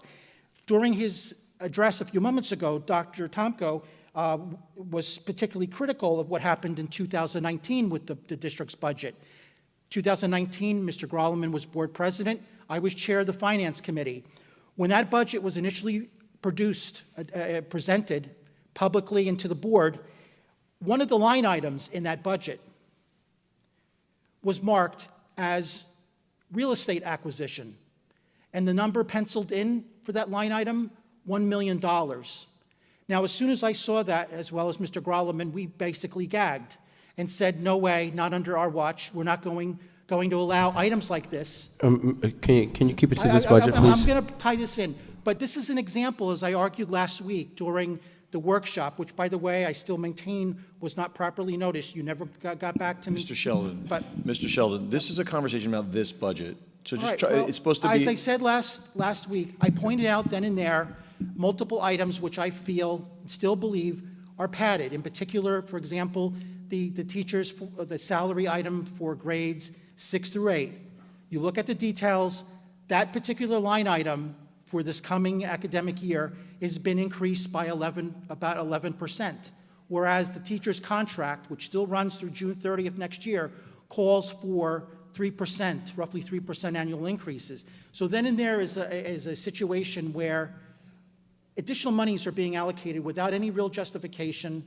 And Dr. Tomko last week gave a lot of obfuscation where, oh, well, we need teachers coming to go to this area, but you have other budget items to take care of the teachers in those areas. There was no real explanation offered last week, and I doubt I'll get one tonight, why that particular line item alone for the teachers in grades 6 through 8 has to be increased by nearly 11%.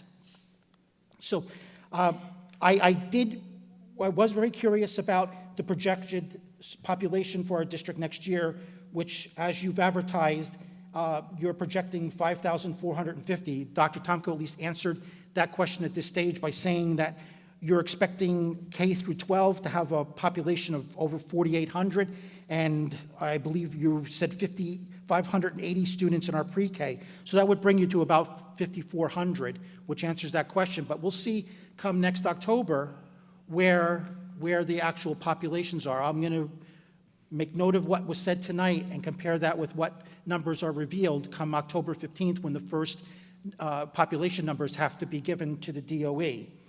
Now, let me just give me 1 second here.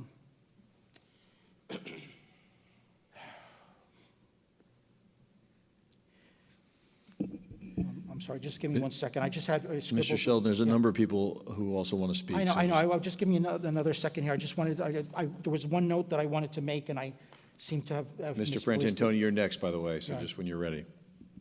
All right, well, let me just say in conclusion here that I've grown tired both being on the board and off the board for all of the endless spin that we must always increase the tax levy for Belleville residents.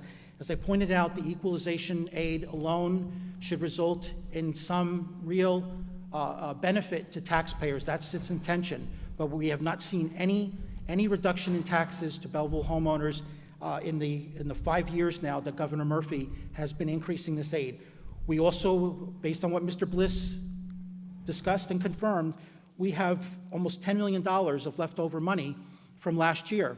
So those two pools alone, $25 million, but yet every last penny of it's already being reallocated, necessitating at least a $100 increase in the school tax levy for next year. I just don't buy it. I don't accept it. I know from being on the board how complicated this matter is, how difficult it is to make sense out of all these numbers. As I've quipped, with my background in physics, it's easier to understand quantum electrodynamics than it is a Board of Education budget. But I still don't believe that there's a real reason to increase taxes once again. If the board really pushed to shove. Mr. Sheldon, do you actually have a question? Yeah, I would ask the board to once again table your vote tonight, go back into committee, based on the equalization aid numbers and what Mr. Bliss said, try to find a way to reduce this budget some more before moving to adopt it. I think if you really make the effort, you could probably get it down to a single digit, if that. So that's all I'm going to say for tonight. But please Thank try you to very do some much. more to make a fair budget for the Mr. taxpayers. Francintoni?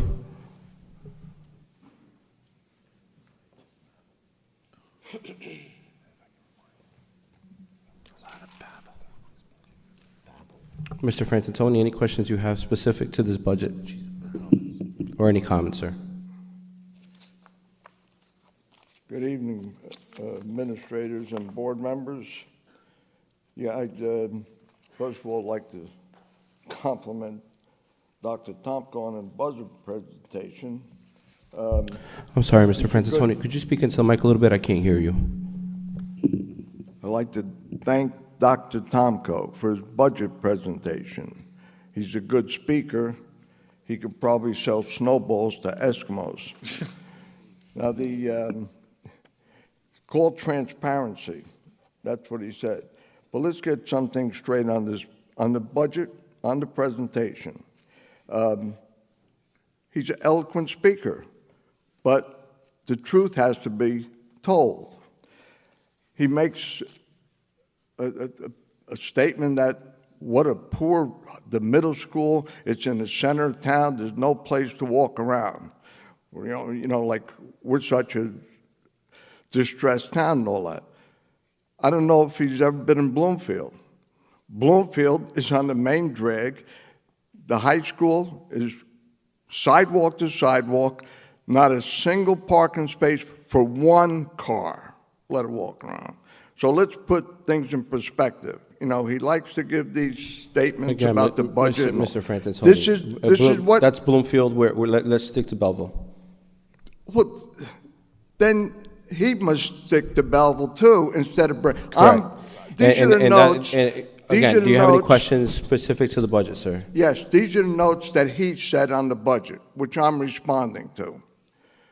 Also, he said most districts have higher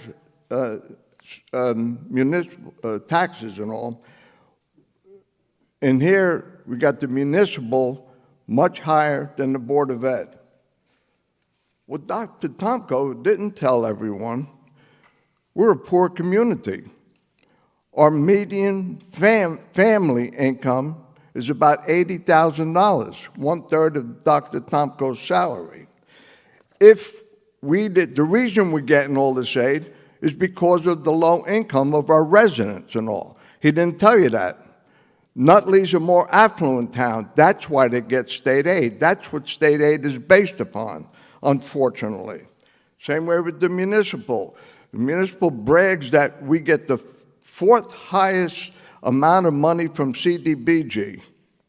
Well, the other ones that are higher are Irvington, Newark, and Orange. That's because we're a poor community.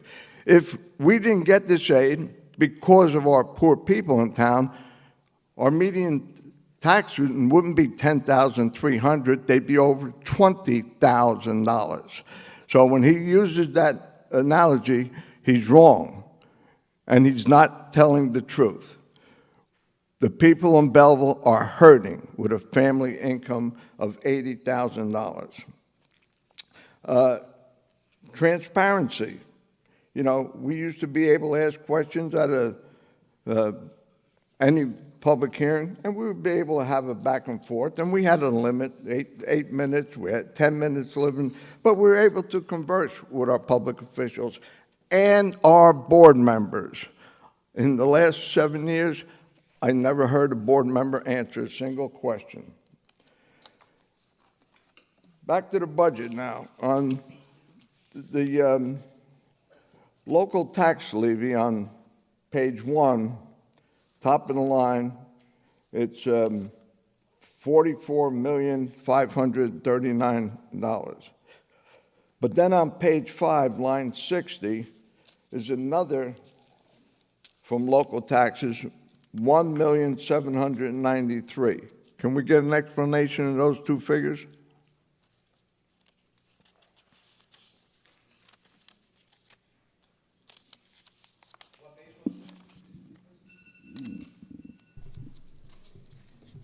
I'm sorry.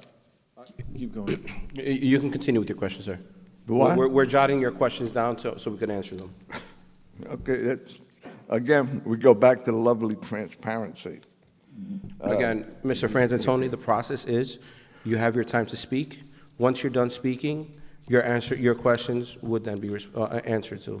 And I've been in budget hearings, like I said, long before you were born, and we've been able to get an answer. Mr. Frantantoni, you keep talking about transparency, and then you reference the fact that in the last 7 years, the board hasn't answered a single one of your questions. When the board answers your questions as soon as you're done. So as soon as you're done, if you have questions, please ask them, and the board will do everything they can to answer them, like we did before. Go ahead. Mr. Bush, we're saddled. They do not answer me Listen, here, so I can do you have any more rebuttal. questions about the budget? Because there's other people in the community that want to speak. They answer me, Sir, after do I you have sit any other down. questions about the budget? Well, first of all, why don't you read the board things? You don't run the meetings. The Mr. president Frantantoni, runs the can you meetings. please continue You're your next supposed to question? answer when somebody asks you a legal question. Mr. And that's Frantantoni. it. You don't run the meetings, Mr. Bush. Now, can I get an answer? Well, there's two. Yes, you will get an answer as soon as you're Tuesday. done asking your question, sir. Transparency. You have another line on the total operating budget. You're saying it's increased 23.3%, $17 million over the last 2 years. Can we get an answer why that is so necessary, so outrageous when the governor and the state claims that we have budget caps of 2%, or I think this year might be 2.8% and all that? Why do we have such an astronomical increase in our budget? The debt service. Can I get an answer on that? We have 1.793 million for the, and what is that for? Is it just for the bond ordinance, the renovation of the school, which we spent over? Or what other debt do we have?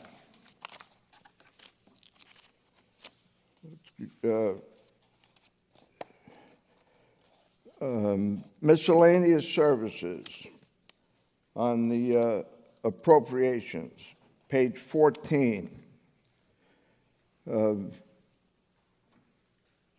What are these miscellaneous of $475,000?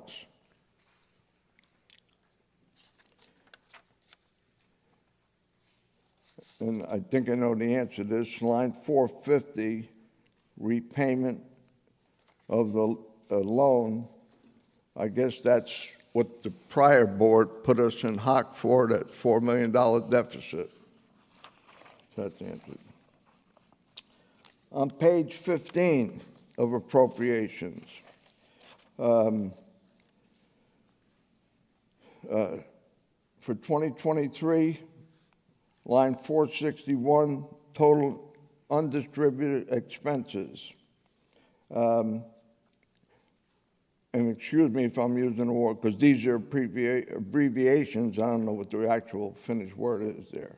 But it's $6 million, a little over $6 million, and it says 2 new administration, I guess, addition of new office personnel, and moving around of staff. I want to know why it's additional personnel, $6 million. Line 461, I'd like to get an answer on that also. Line 475, other purchase services, $365,000. Can I get an explanation of what we're paying for $365,000? Page 16, line 490, rental of land and buildings. And other than LEA, I guess that means leases. Other than, if that's the word, LEA, and that's it, if I'm assuming that says leases.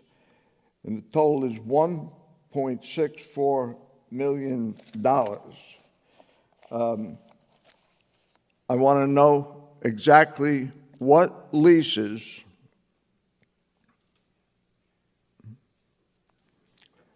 I'd like to know exactly what leases are being paid for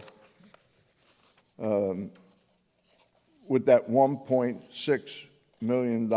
I'm sorry, it's $2,090,000, an increase of $1.64 million. So I'd like to know what that $2 million, which leases, and the amount of each lease on there.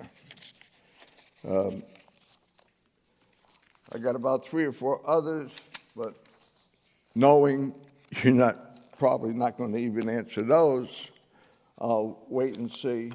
And I just want to tell this Board of Ed trustees, we've had in the past, years ago, we had some knowledgeable trustees that they would answer the questions. If I would ask the question, we had a nice dialogue. And there were some trustees who really knew the budget, would raise their hand and answer the citizens' questions. 7 years, we don't have that no more. I guess that's under the banner of transparency. So I have all these things written down. I just gave you my, let's see if I can get an answer Thank you very on much, each and every one of Mr. them. Francantoni. Mr. Palladino, can you transparently answer Mr. Francantoni, please? Sure, I'll be as transparent as possible. To get the first question, you had the tax levy of $44 million. The second number you mentioned is your debt service. To follow up, you had asked a question about the debt service. That's on the referendum that was passed a couple of years ago. You asked a couple of questions about the miscellaneous services and the other purchase services. That was some of the stuff the auditors had us move around that were in different lines from prior audits. To answer your question on the repayment of loan, the $416,243, yes, that's because of the deficit. The rental of land in the buildings, the $2 million, that's for the bond payment upcoming with the town to revitalize the middle school area, the athletic facility. The $2 million is number 1 for the bond payment, number 2, the athletic facility on Cortlandt, number 3, the 2 office spaces on Union Ave, and then the St. Peter's parking lot where the buses currently are. That line, as we mentioned last week, when I finalize the budget tomorrow, will be reduced by $500,000 as Mr. Frantantoni. that's all preschool education aid money that's been stated numerous times in board meetings. No. That's in 2218.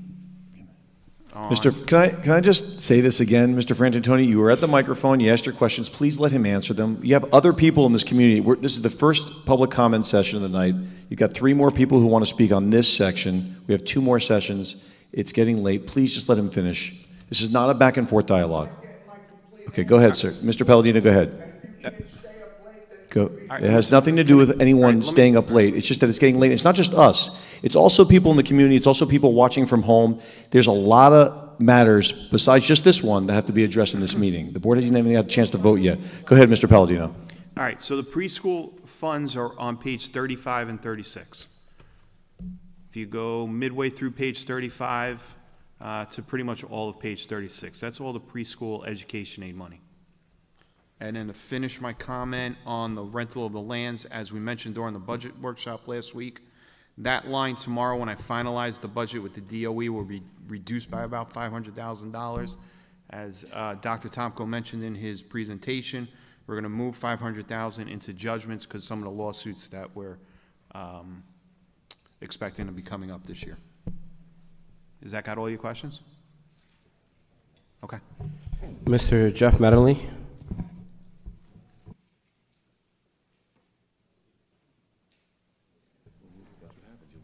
Okay, Mr. Mattingly's not here. Mr. Ruben Rodriguez. Okay, moving on to Mr. Frank. I believe it's Acuna, if I'm not mistaken.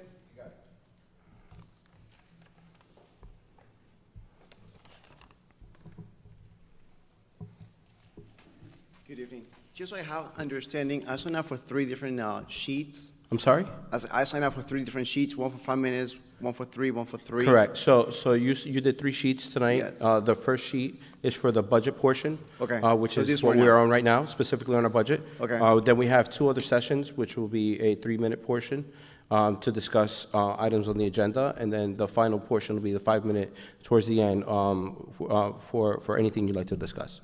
Okay, sounds good. So I'll yield my time. The only thing that I would say is it would be really great when members of the community come here and talk to the members here, that all the members should pay attention to the individual talking to you guys.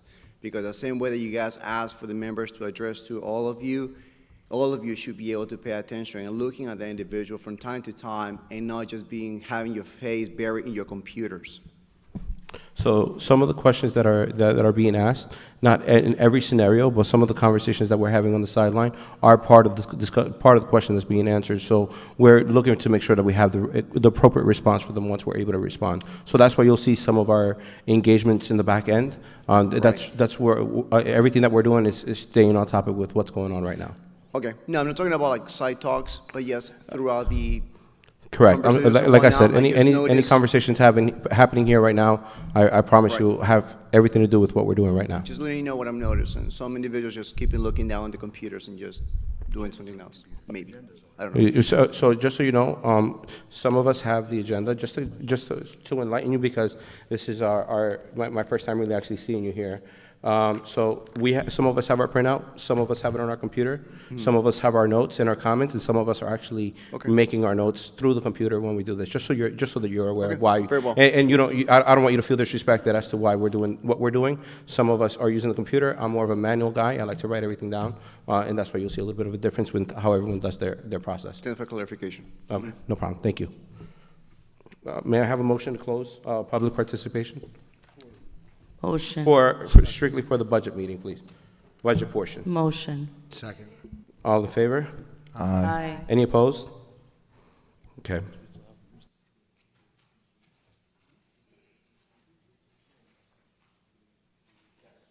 We're going to go ahead and yield back to Dr. Tomko. We're still in items being presented by the administration. Dr. Tomko?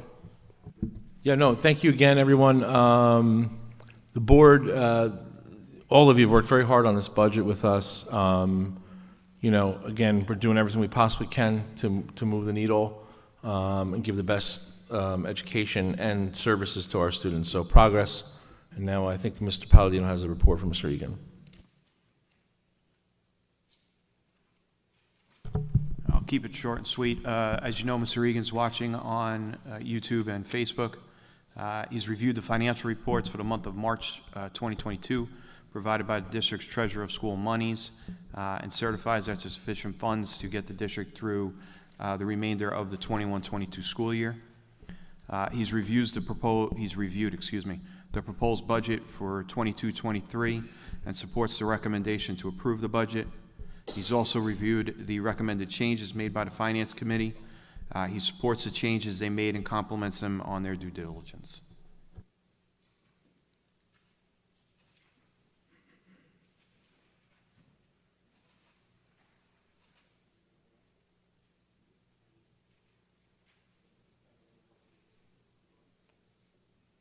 Okay. Thank you very much, Mr. Palladino. May I please have a motion to open to remarks by citizens? Motion. May I have a second? Second. All in favor? Aye. Aye. Any opposed? Okay. We're going to move on to the first portion, our first session. I will call the individuals who wish to speak in the order that they appear in the sign-in roster. The individual called to be heard shall proceed with his or her comments as briefly as the subject permits, with a maximum of 3 minutes at the podium. All inquiries must be directed to the board president directly. And this portion, sir, is and everyone, so we can discuss any items on the agenda. Mr. Sheldon?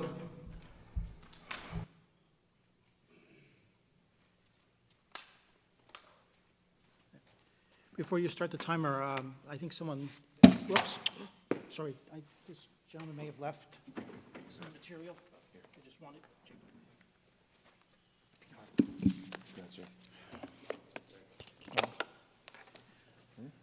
to. Good evening again, Michael Sheldon, 47 Floyd Street. My questions about the agenda all center around Section 10 of the agenda. Firstly, 10.1, which involved the purchase of the property at 3 along Ralph Street. That's already been answered. You're going to be using it for bus storage facility. That's fine. I objected way back when, a few years ago, when we were going to use school number 10 for the reasons Dr. Tomko identified. It was a bad place for this. The next item is 10.6, which is approve McErney and Associates to do an appraisal. I'm not sure if this is the appraisal for the Eastern International College or some other appraisal, but I just wanted to say that I had asked for, I offered a copy of the appraisal for the Eastern International College, which the board is going to spend $5 million to obtain. Last week I was given the response to my Oprah request, which was almost fully redacted. Almost every page of it was blacked out with comments that security purposes or still active under consideration. So I still don't know, I hope you do, what the real appraisal value of the Eastern International College is and if it's actually worth $5 million. The next item is 10.7, and this is part of the shared services agreement bond ordinance between the Board of Ed and the Town Hall for $12.5 million. You're going to purchase tonight the property at 259 Washington Avenue for $775,000. That, as many of us in the town know it as the King's Window Store, this is supposed to become a garage, a 2-level garage, top floor board use, bottom floor municipal use. The current owner of this property is a man by the name of Brajesh Gulati. Last year, he had over the last few years, he kept submitting new site plans to develop the property for residential purposes with retail, one of these mixed-use things. He kept getting denied because there wasn't enough space. Mr. Gulati first appeared in Belleville back in March of 2019 before the zoning board. I was a member of the zoning board for 7 years. He was listed as one of the 50% owners for the Whiskey Priest application on Union Avenue. The interesting thing there was that there were multiple 50% owners. I still don't know how to do that math, but Mr. Gulati was one of them. As far as the bond situation is to pay for this property. Oh, by the way, Mr. Gulati was selling the property as of late last year. He had it listed once again, which is kind of the subject of why the Bush Law Group and Mr. Tomko and I will be in Superior Court this Friday as the board, again, tries to sue me into silence. But Mr. Gulati had put this property back on the market again last year for $1.1 million, publicly listed. I've been following this group's motion every step of the way since they first appeared in March of 2019. This will all have a proper airing in court, hopefully. But he wanted $1.1 million for it, so since you're getting it for $775,000, job well done. You guess you saved the taxpayers a few dollars in the process. So my Thank time you, is Mr. up, Sheldon. obviously. Thank you.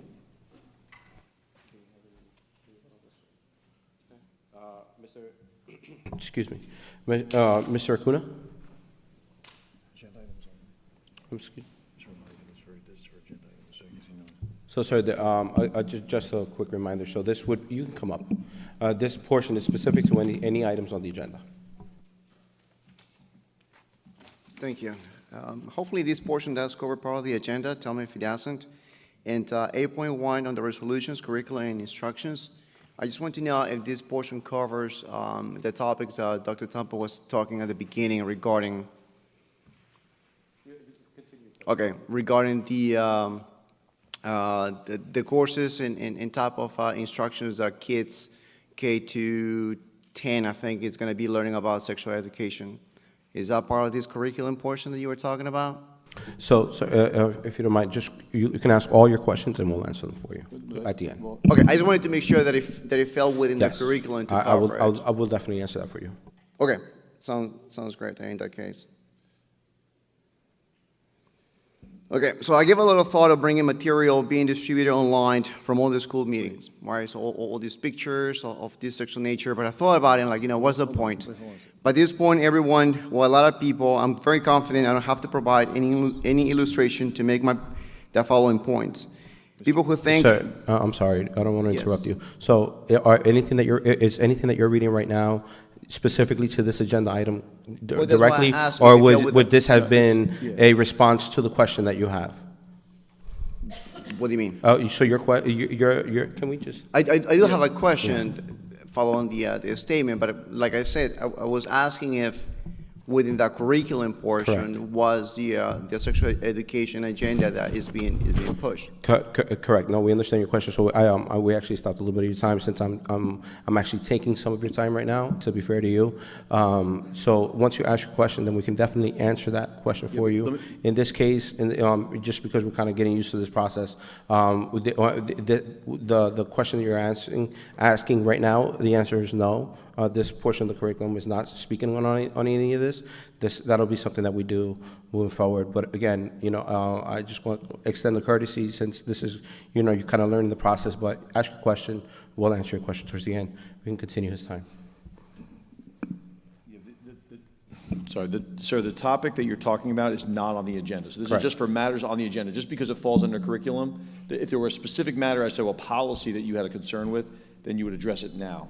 But if this is a general concern about the way we're teaching our kids, which is super, what we've seen is a lot of this, but we want to hear from that in your 5-minute portion, which would be the last. Correct. So on the next one. Yes. On the next one, you can read that statement if you yes. Then I'll wait for the next one. That's fine. Okay, great. Great. No, thank you. Again, I hope everybody doesn't mind. I just want to make sure that he understands the process. Anyone coming here, want to make sure that they know and they're not surprised moving forward. We have next coming up, Mr. Vincent Frantantoni. Sir.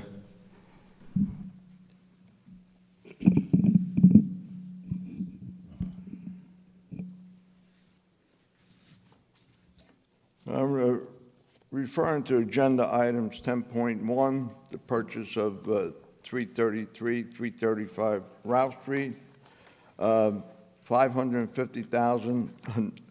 Another example of how money just appears out of nowhere, Purchasing the property at 259 Washington at $775,000. Where does this come from? All right. All the other things were, all these purchases for equipment, for your remote exercise facility and all that. There's no line item in previous budgets. So what you're doing, and this is the experience I said when we cut the budget, we found that illegally you're padding different accounts. And that's how you wind up with all this money. But the point is here, on tonight's agenda, you got, well, first, let me go back something. Your 10.21, approved the district to lease the property of 5456 Ralph Street. How much is this lease costing us again? We're making Mr. Dorso richer almost every month. So we got almost $2 million here of purchasing property and purchasing equipment and setting up programs, bypassing the voters. Never gave the voters approval to vote on this, like you did with the referendum. This is all padding different line items and then having surpluses in them. For example, I asked a question, $400,000 for the restaurant on Dow Street you were going to do. It stated it came from a surplus in the food service program. What happened? Can someone tell me tonight, where did that $400,000 that wasn't spent for that purpose, where did that go in in last year's budget? Did it just disappear in thin air? Or is that another slush fund that's being hidden somewhere in the name of quote unquote transparency? So there's $2 million, you know, it's unbelievable. Just bypass the voters. Just the hell with the voters, we're going to do what we want, we're going to hide money in the budget, and all of a sudden, we can miraculously come up with $775 million to buy one property and $550,000 to buy two other properties, and something very funny. They always turn out to be people who are connected politically. You look at these two Route Street... Thank you for your time. Yeah, these two Route Street projects, Thank you for your time, Mr. Francantoni. Connected politically. Mr. So, Jeff Mattingly? If I get an answer, why are you bypassing the voters? Okay. Yeah, I'm sorry, I just want to comment on something, because I think Mr. Frantantoni continually said this tonight, and I think you're defining transparency perfectly, because you keep talking about a slush fund, and we're hiding money, but you know exactly what we're spending the money on. When you hide money, or people hide money, usually nobody knows what's happening with it. So, you are defining transparency to a T. We're presenting the ability to make this place better, the ability to enhance the footprint. That's being transparent. A slush fund, which maybe it was different when you were on council or whatnot, when people were doing that, it's really not able to do that anymore. Back in the day, when I was a young administrator, we used to be able to buy all of our books with all of our capital reserve the year before, and you had all this money left over. That's a different story. That's not allowed anymore. You can't do that at all. You could only raise a budget a certain percentage.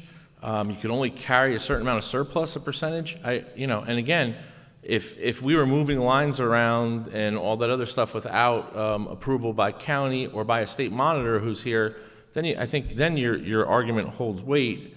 The problem now is you continuously say this, which puts a bad light on not just the board, but Mr. Palladino's professionalism and myself. And I take offense that you keep saying that, simply because you've just stated everything that we are proposing to spend money on. So how is it hidden? It doesn't make any sense to me. So that's all. It's my turn to respond to you, because you asked for that. So again, you say it often, but you just defined transparency to a T. I didn't even know we were doing that good of a job until you just basically verbatim talked about all the projects that we put forward in this budget. So again, I really have to say, this is that rhetoric I've been talking about. Again, even you saying connected politically, I made a statement 11 times. There was not one property I looked at here that someone's not, quote unquote, connected to somebody else in Belleville. Not one property. Everybody knew somebody else who knew somebody, former council people, people from other towns that were former council people here or board members. I really couldn't believe all the places I looked at all these people. I don't care who owns what.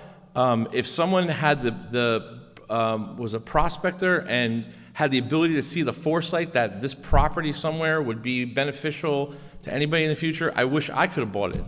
All right, and I think everybody in this room probably thinks the same thing. All of these projects, all of these issues, they've all been put to board committee. They been in front of the board, been in front of a monitor, been in front of the county BA, county superintendent's office. I don't know how else we could be transparent. So to even use the word slush fund is an insult, to be honest with you. And again, I think I think it deserves an apology, to be honest with you, because again, it's borderline libelous, and I just don't think it's necessary because, and I appreciate you defining what transparency was tonight. So again, I mean, I don't know what else to say about that. Can I have the next speaker, please, Mr. Mattingly? Mr. Ruben Rodriguez.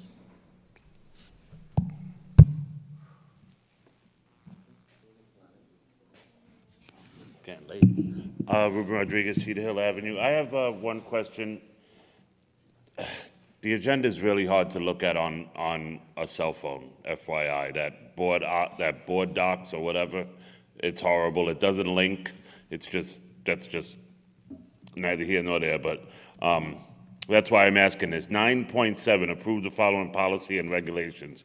Can you just kind of run down what some of those policies are? And the one I was able to read is about surveys for the children, and it says something, I'm sorry, again, it's in legalese, so it's one of the things says all the things we can't ask the children about unless it pertains to the curriculum. So it kind of says you can't ask them, but you kind of can.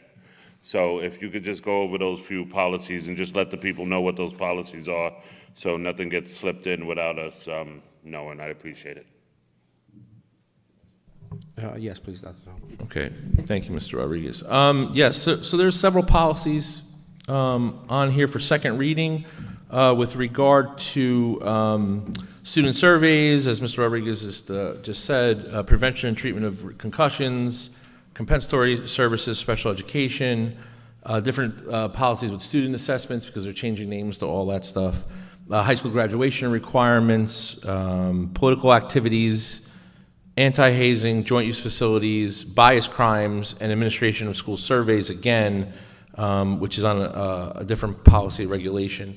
All of these are mandated policies. I believe they're all mandated except use of facilities, meaning that the state makes mandatory changes and we just have to adopt them. There are some spots for options, but not many of these had it. So for your question on yours for the surveys and analyses, basically this provides the board, through this adoption, provides me with the ability to oversee any surveys that students may fill out.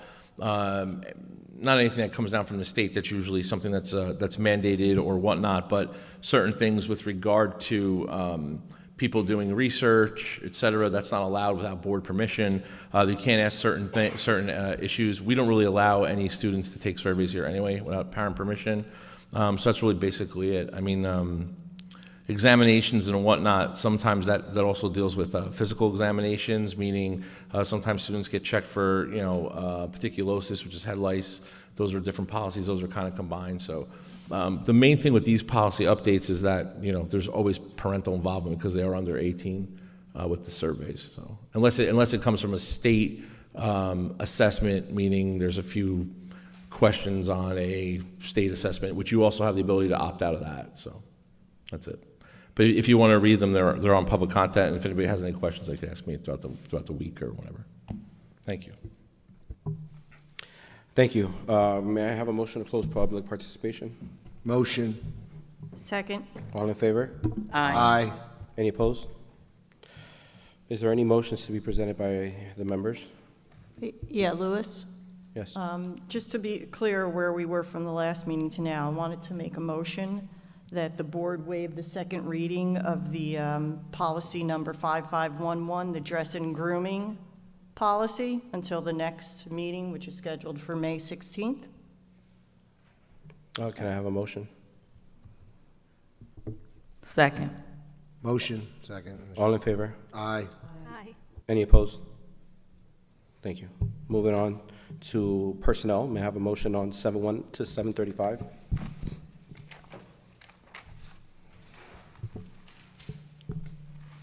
Motion. Second.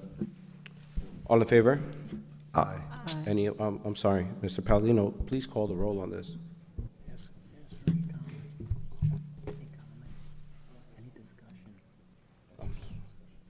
Do we have any discussion on motions, on personnel, 7.1 to 7:35?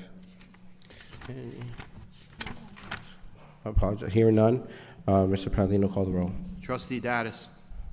Yes. Trustee Jacko. Yes. Trustee Tunis? Yes. Trustee Velez? Yes. Trustee Williams? Yes. Vice President Benamini? Yes. President Munoz? Yes. So we're moving on to resolutions, curriculum, and instruction. Item 8.1. Can I have a motion? Motion. Second. Any discussion? Hearing none, Mr. Palino, please call the roll. Trustee Dattis? Yes. Trustee Jacko? Yes. Trustee Tunis? Yes. Trustee Velez? Yes. Trustee Williams? Yes. Vice President Benamini? Yes. President Munoz? Yes. Moving on to board action and board policy, 9.1 to 9.27. May I have a motion? Motion. Any discussions? Yes. Okay. Mr. President, thank you. In regards to 9.1, which is approve the superintendent's decision on harassment, intimidation, and bullying cases, I had something to say about this. The trustees up here each year have to go through governance trainings. I recall my governance training from 2018, and there was a lot of commotion going on with HIB back then. I know that the main issue I pointed out during my governance training, which was in person in Princeton, New Jersey, was the fact that the student already pays the consequence after initially being accused of harassment, intimidation, or bullying, which I had pointed out to the trainer at that time, which was an attorney. And I said, so we are in a country where we're guilty before Ms. Jacko, I'm sorry, are you speaking of a specific instance? No situation, no. No. Okay, thank you. It's a general comment, yeah. So I had said to the attorney, you have 10 days for the investigator to give a report of the student, which is the findings of whether that child did in fact or did not commit harassment, intimidation, or bullying. But yet, if they were, for example, whatever the case may be, suspended for whatever action they did, the very next day they would be suspended. But the report, which is the findings of whether that student was guilty or not, would not come out till about the 10th day. And in some instances, the child could possibly be found not guilty of doing that HIB. So my biggest concern was that that student would already have paid the consequence and potentially lost class time, etc., without necessarily being guilty of committing that HIB action or violation. So I want to request at this time, I'm going to abstain from voting on 9.1 because I request that moving forward, we are assisting more so those students that are involved in any HIB cases for some more mediation, resolution, for more parent involvement, more teacher involvement, more school involvement to solve the situation from occurring again. I know that there's a lot of different fights occurring, not just Belleville-wise, but state-wise or nationally, and we want to be able to get the hands-on that is needed to help our students better themselves and help our students and our teachers work better with each other to actually really truly promote a safe environment. I know in our last board meeting last month, vandalism was mentioned that occurred in our Clearman field. So we cannot just simply suspend a child, expel a child, and think that the solution was simply that. Because at the end of the day, that student is still in our population. So we need to better service that student and find out what in fact is occurring. You know, we have a COVID pandemic that we went through for the last 2 years. We have a lot of social emotional concerns, not just for children, adults. Everyone's coping with different things. We do not know what's going on in their particular families. So I request that we further assist our student population and our teacher population, because our teachers are dealing with these situations also. In other school districts, it's worse than what we're dealing with. But so it's better to be able to assist more now before it gets worse. That's why I will be abstaining from that. I also wanted to make a comment regarding 9.3. I wanted to know if this position is going to start next school year. The other part is, where is this salary coming from? The other question is, what is the position description? The other question is, well, where will this position be at? For example, which school? What is the position qualifications? And how many, or is it just one of this position before I vote on it? Thank you. Any other discussion from 9.1 to 9.27? If you don't mind, can you answer some of Yes, thank you. Very quickly, the job description is in public content on your board docs. With regard to the adaptive skills vocational facilitator position, there'll be, right now we're anticipating 2 positions to work with the extended life skills program in the the Willett Annex. Those monies will be are in the budget already that hopefully you guys will all approve. Those are 2 of the new positions based on the needs of that population of students, autistic students, students that have different needs, helping them running some operational programs that they do in consideration of selling T-shirts, learning how to make T-shirts, crafts, etc. Mr. Klein started that program this year. It's been very successful. It's expanding tremendously, so we would like 2 facilitators most likely for that program next year. Those qualifications are also in that job description. I mean, it's a member. It's not a member of any of the units, so it's outside the unit. But basically, we're looking for somebody with some experience in education, or have had some experience in education, and definitely someone who has experience with individuals in those areas. So that's really very important positions. Maybe even more than that, maybe more than 2, but right now we're going to start with probably 2. And that will be July 1st. It's going to be a 10-month position with extended school year duties, et cetera. Thank you for that explanation. Mr. Palladino, please call the roll. Sure. Trustee Dattis. Yes. Trustee Jacko. Yes to all except to 9.1. Trustee Tunis. Yes. Trustee Velez. Yes. Trustee Williams. Yes. Vice President Benamini. Yes. President Munoz. Yes, thank you. We're moving on to purchasing and business services. Can I have a motion on 10.1 to 10.32? Motion. Second. Any discussion? Hearing none, Mr. Palladino, please call the roll. Trustee Dattis. Yes to all except 10.3.0. I'm sorry, can you say that again? Except 10.3? Yes to all except 10.3.0. Okay, thank you. Yep. Trustee Jacko. Yes. Trustee Tunis. Yes. Trustee Velez. Yes. Trustee Williams. Yes. Vice President Benamini. Yes. President Munoz. Yes. Moving on to finance, can I have a motion on 11.1 to 11.11? Motion.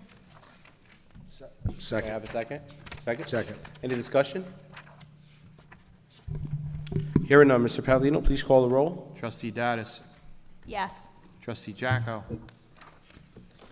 Yes, but I abstained from check number 084401, and I abstained from check number 084488. 448, I'm sorry, what's the last digit? 084. 4488. 88, I'm sorry? 88. Thank you very much, I'm sorry, So yes to all, and I I'm all abstain from the congested others. today, guys, I apologize. Trustee Tunis. Yes. Trustee Velez.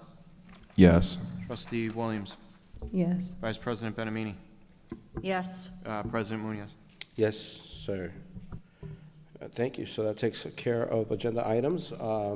May I please have a motion to open to remarks by citizens? Motion. May I have a second? Second. And all in favor? Aye. Any opposed? Great. Can I please, this is our second portion of our public commenting.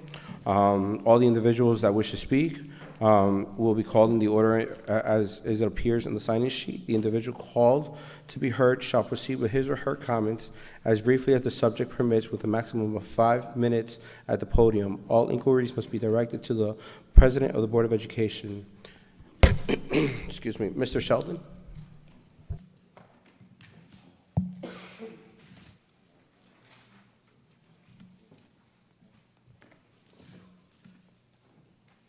Good evening again.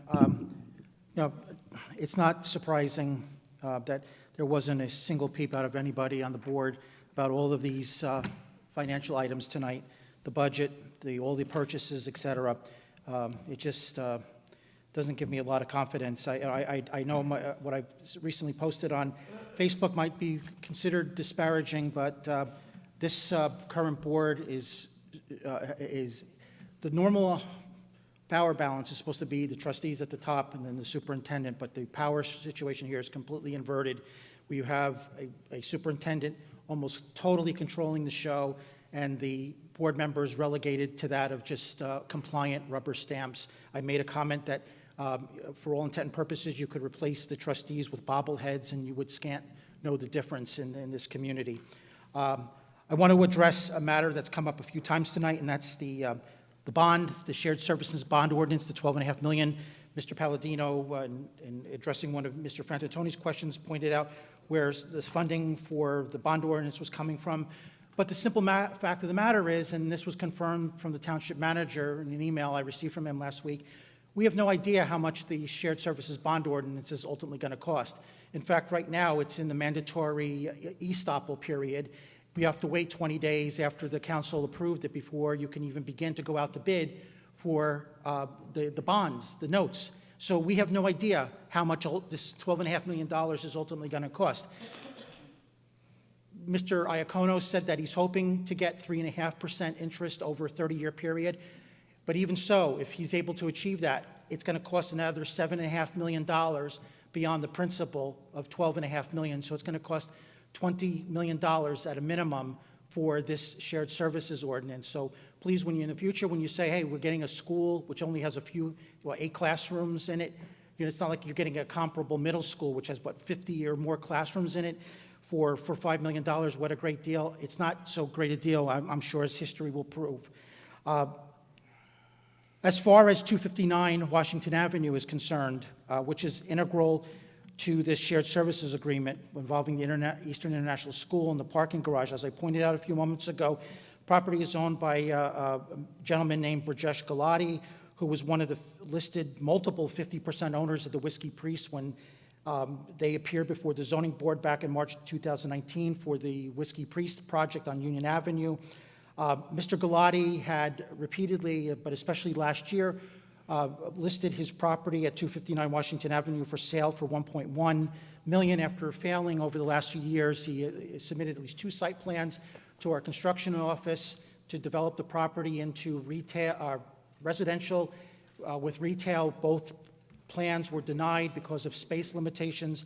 There had been informal discussion over these last few years to possibly somehow manage to get that site next to the middle school and turn it into a pre-K building, but obviously that never came to fruition, and I think it's a blessing that it didn't, because as I had shared in informal discussions back in 2019 with Dr. Tomko, having a middle school at that location was terrible. having a pre-K school at Washington Avenue, which is a terrible decision, having little kids, 3 and 4-year-olds, attending a school along Washington Avenue, the busiest, dirtiest thoroughfare in our town, made absolutely no sense whatsoever.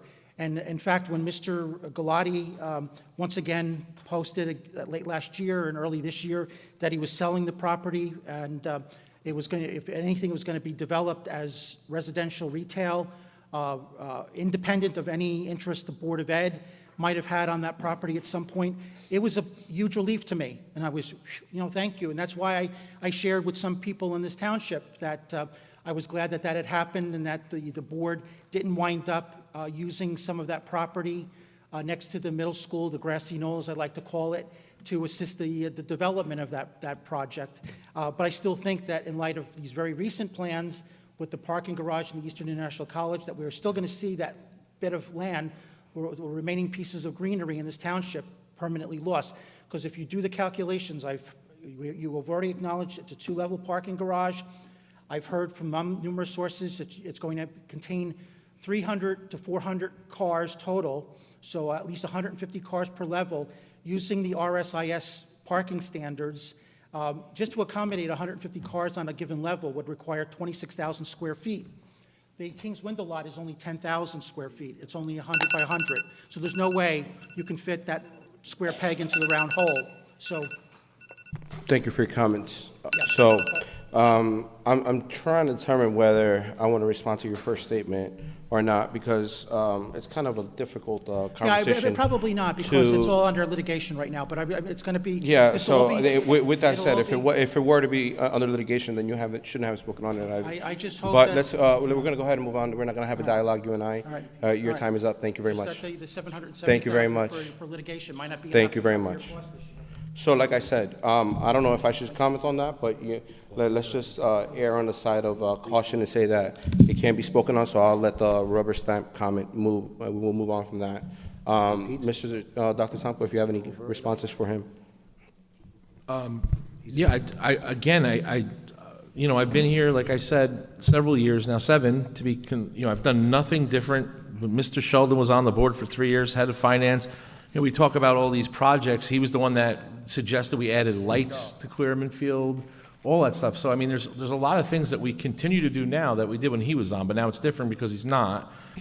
So I hope that when the trustees do get a chance to comment, they can at least give this community clarity that, the amount of hours that they work for no money, it's volunteer, to get all these things on an agenda, committee meetings, committees of the whole, meetings before, text messages, everything that there is. It's never been a rubber stamp here. My job is to bring things to the board, which represents the community, and that's what I do.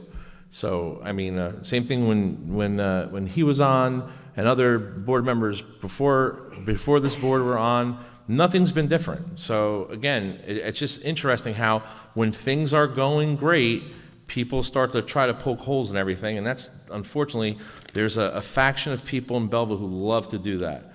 And you know what's the best thing I love about Belleville? The best thing I love about Belleville is that the kids, the parents, the teachers, the staff members, the administrators, and the board members that I've worked with very closely are very resilient and really push forward and past those individuals. So that's really it. But again, nothing's been different for the 20 years I've been working. So, I mean, I don't know. Transparency is definitely key to this position. So, thank you. Well, I agree with that. The resilience that comes with continuing to move forward is a simple fact that our kids are actually winning in this district. And I want to emphasize that our kids are winning in this district. And that's based on the decisions that we're taking the time to analyze over and over and make these decisions. Mr. Frank Acuna? Sir, so at this portion of the meeting, you're able to speak on anything you'd like to discuss within your 5 minutes. Okay, sounds great. Thank you so much. Frank Acuna, 33A Little Street. Just to the point here, people who think teaching children about sex, gender, 5, 6, 7, 8, 9 years old, must be realistic in their minds, in my opinion. What science are they using that will justify the teaching of this subject material to children?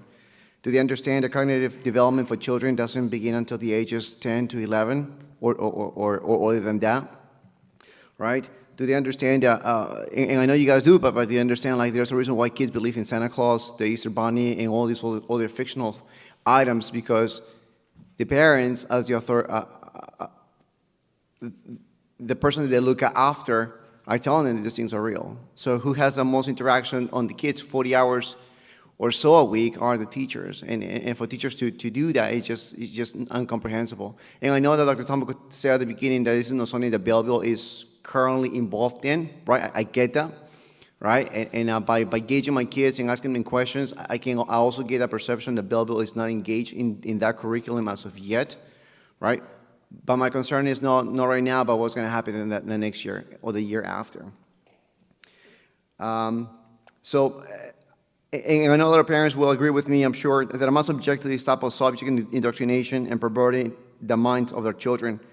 I heard parents will be able to opt out. I think parents should want the children learning this material, should not opt out. The parents who want the children to learn this material should opt in, right? We don't want to be opting in the first place. What steps are we taking to ensure that our public library don't have this type of material? Multiple resources, online videos are showing different books in multiple public libraries with material not up for children, but they are there. So what steps are we taking for our library that these items are not being advertised? What are we planning? Are we planning to utilize this website called Amaze Channels to teach children who are in a younger grades about sex education in the incoming year? Switching a topic, the critical race theory. Similar thing. There's a lot of opposition to that.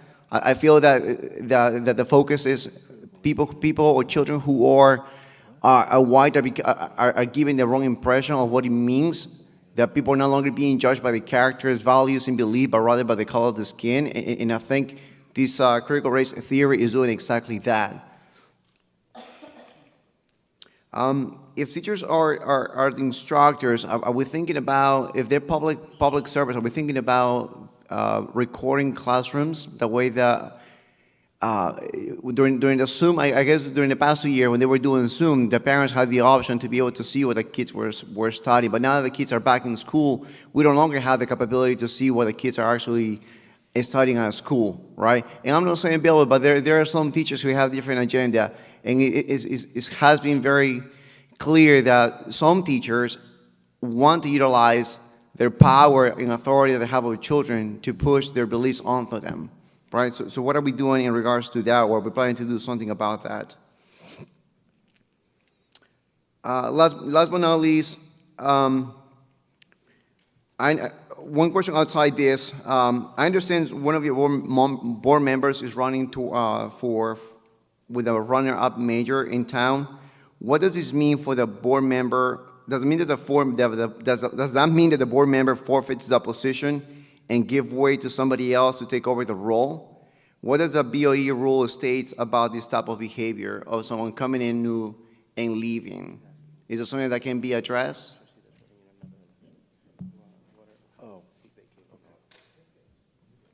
Is that all, sir? All right, well, thank you very much. Dr. Tomko, if you could answer his question. Yes, sir. I think you... You can take a seat, sir. Thank you. I think you've covered all the concerns of parents out there that we actually haven't really heard too much in public. So let's just to be clear, you're talking about the health and phys ed comprehensive changes, which include the changes to sex education. You also brought up critical race theory, right? And were you also talking about to transgender and stuff like that? Well, just in general, sex education, I guess, all that, right, genderism, okay. And all that stuff. Right. Okay. And recording of classrooms, like resume teachers' ideologies, and then I think you were talking about if a candidate for another office, if a board member runs for office, right? Okay. So the health and phys ed curriculum is obviously on hold right now from the state, but I have 4 children myself, right? I totally get exactly what you're saying. It should come from the home. I think one thing that wasn't explained correctly, I'm just going to give a little bit of my take on it now, and just a little bit, expand a little bit more. One of the reasons why some of these, and I was actually talking to my assistant today about this because she and I had a really good conversation about it. One of the things that, one of the reasons why the expansion of this is necessary is because we as educators feel that students at a younger age aren't having conversations with their parents about this, which again, could be your decision, but there's a fear that there are things that are happening to certain individual students or children that they're not able to recognize. So whether it's abuse or some of those things. So I think the whole idea is to identify some of those terms. Now, I'll be the first to say that when I was going up and down some of those terms probably shouldn't be in the curriculum. I agree with you. It's a little bit too advanced. And I think that's why the governor put the brakes on it a little bit. So I think the concept is an excellent concept because, I think students need to talk about it a little bit more, but not to the extent with what you've seen out there already. So I agree with you. So again, that's why we put it on hold here. We knew this was going to happen. And I promise you that when we do write this, or we get ready to write it after we get some more direction from the state, the parents will be involved in either a forum, and then you also will have an opt-in or an opt-out. You'll definitely have that. Great. Critical race theory, I really don't like talking about that too much because that was a college class started years ago, right, to talk about different issues that collectively occur with racism. It's not about groups of people, which people think it is. It's not really about that. I think people spin it a lot. It's really about systematic racism and how there's different systems in our government that tend to be systematically racist. That's really what that's about. So I think a lot of people that get up at meetings, not yourself, sir, but a lot of people that talk about it, they think it's like this supremacy versus that supremacy. It's really not that at all. It's really about systematic racism in different political atmospheres, governmental atmospheres. So we really haven't had many issues with that here, but I could definitely get into another conversation with you about it if you like. But it is on our radar. The board, actually, this board has asked me, I think almost every month we've had a conversation about it, right? Ms. Daddis is laughing, but Ms. Daddis is very active in all these areas, so as part of the curriculum team, so is Ms. Williams. So I think we're very attuned to that. So I appreciate you bringing it up. The recording in the classrooms, Zoom was a difficult issue.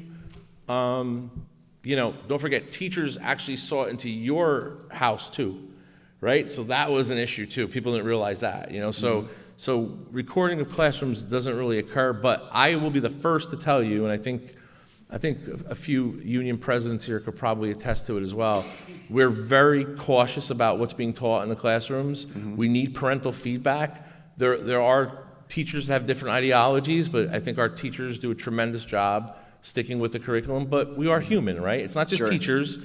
It's priests, police, fire, people that work at a bank. It's regardless, it's any job, right? But I think since we're in front of kids all day, we have to be extra careful. So we are careful of that. But I will say, if you see something, say something, right? If you have a concern, let us know. So again, I think that's something that I'm glad you brought that out here too as well. But we are pretty tuned to that as well.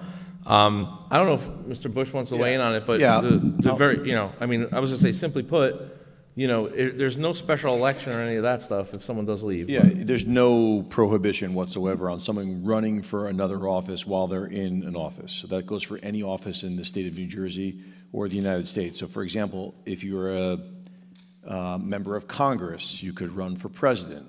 If you become president, you can't serve in both. And it's likewise locally, if you're a member of a board of education and you choose to run for fire district or council or legislator, you can do that. But then once you win, there's no such thing in New Jersey, only as of about a decade ago, but there's no such thing as dual office holding. So you used to be able to be in the assembly and you used to be able to be, for example, a mayor, but you can't do those two things at the same time anymore unless you've been doing it since before that law was passed. And in the case of a board of education, you've never been able to serve in a position as a board of education member in any other position.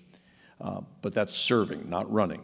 If someone were to run, and I understand why I presume why you understand why you're asking this question, but if someone were to win a seat somewhere else, they'd be able to serve even after winning, but once being sworn in, they would no longer be able to be, they'd have to choose which spot they'd prefer to serve in. Okay. Thank you very much for your time. Thanks. Mr. Frank Antoni?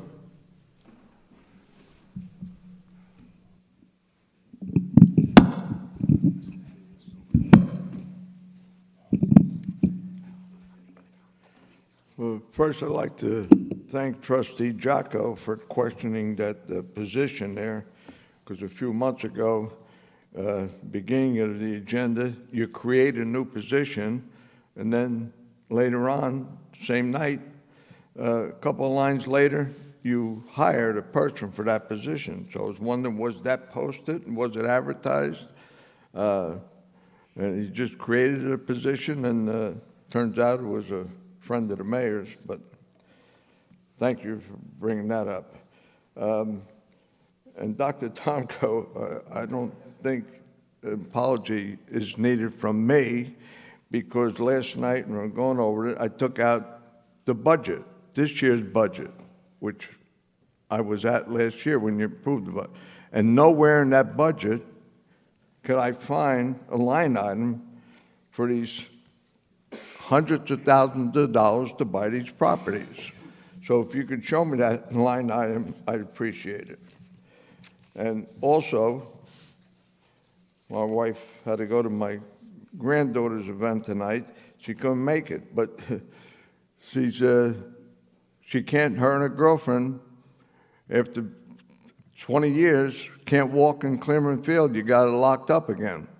That was going to be open, you know, so several million of our tax dollars, and we're living around the corner there 54 years, and now we can't use it. Can't take my grandkids down there when they come to visit, which they used to love and all. So, so much for your promises and transparency. The other thing I'd like to bring up, the Constitution of New Jersey, in Article 8, Section 4, Paragraph 1, one simple line says, the legislature shall provide for the maintenance and support of a thorough and efficient system of free public schools for the instruction of all children in the state between the ages of 5 and 18 years. Now, we were, years ago, 1976, we were getting killed with property taxes, so we fought, and the legislature came up with the income tax.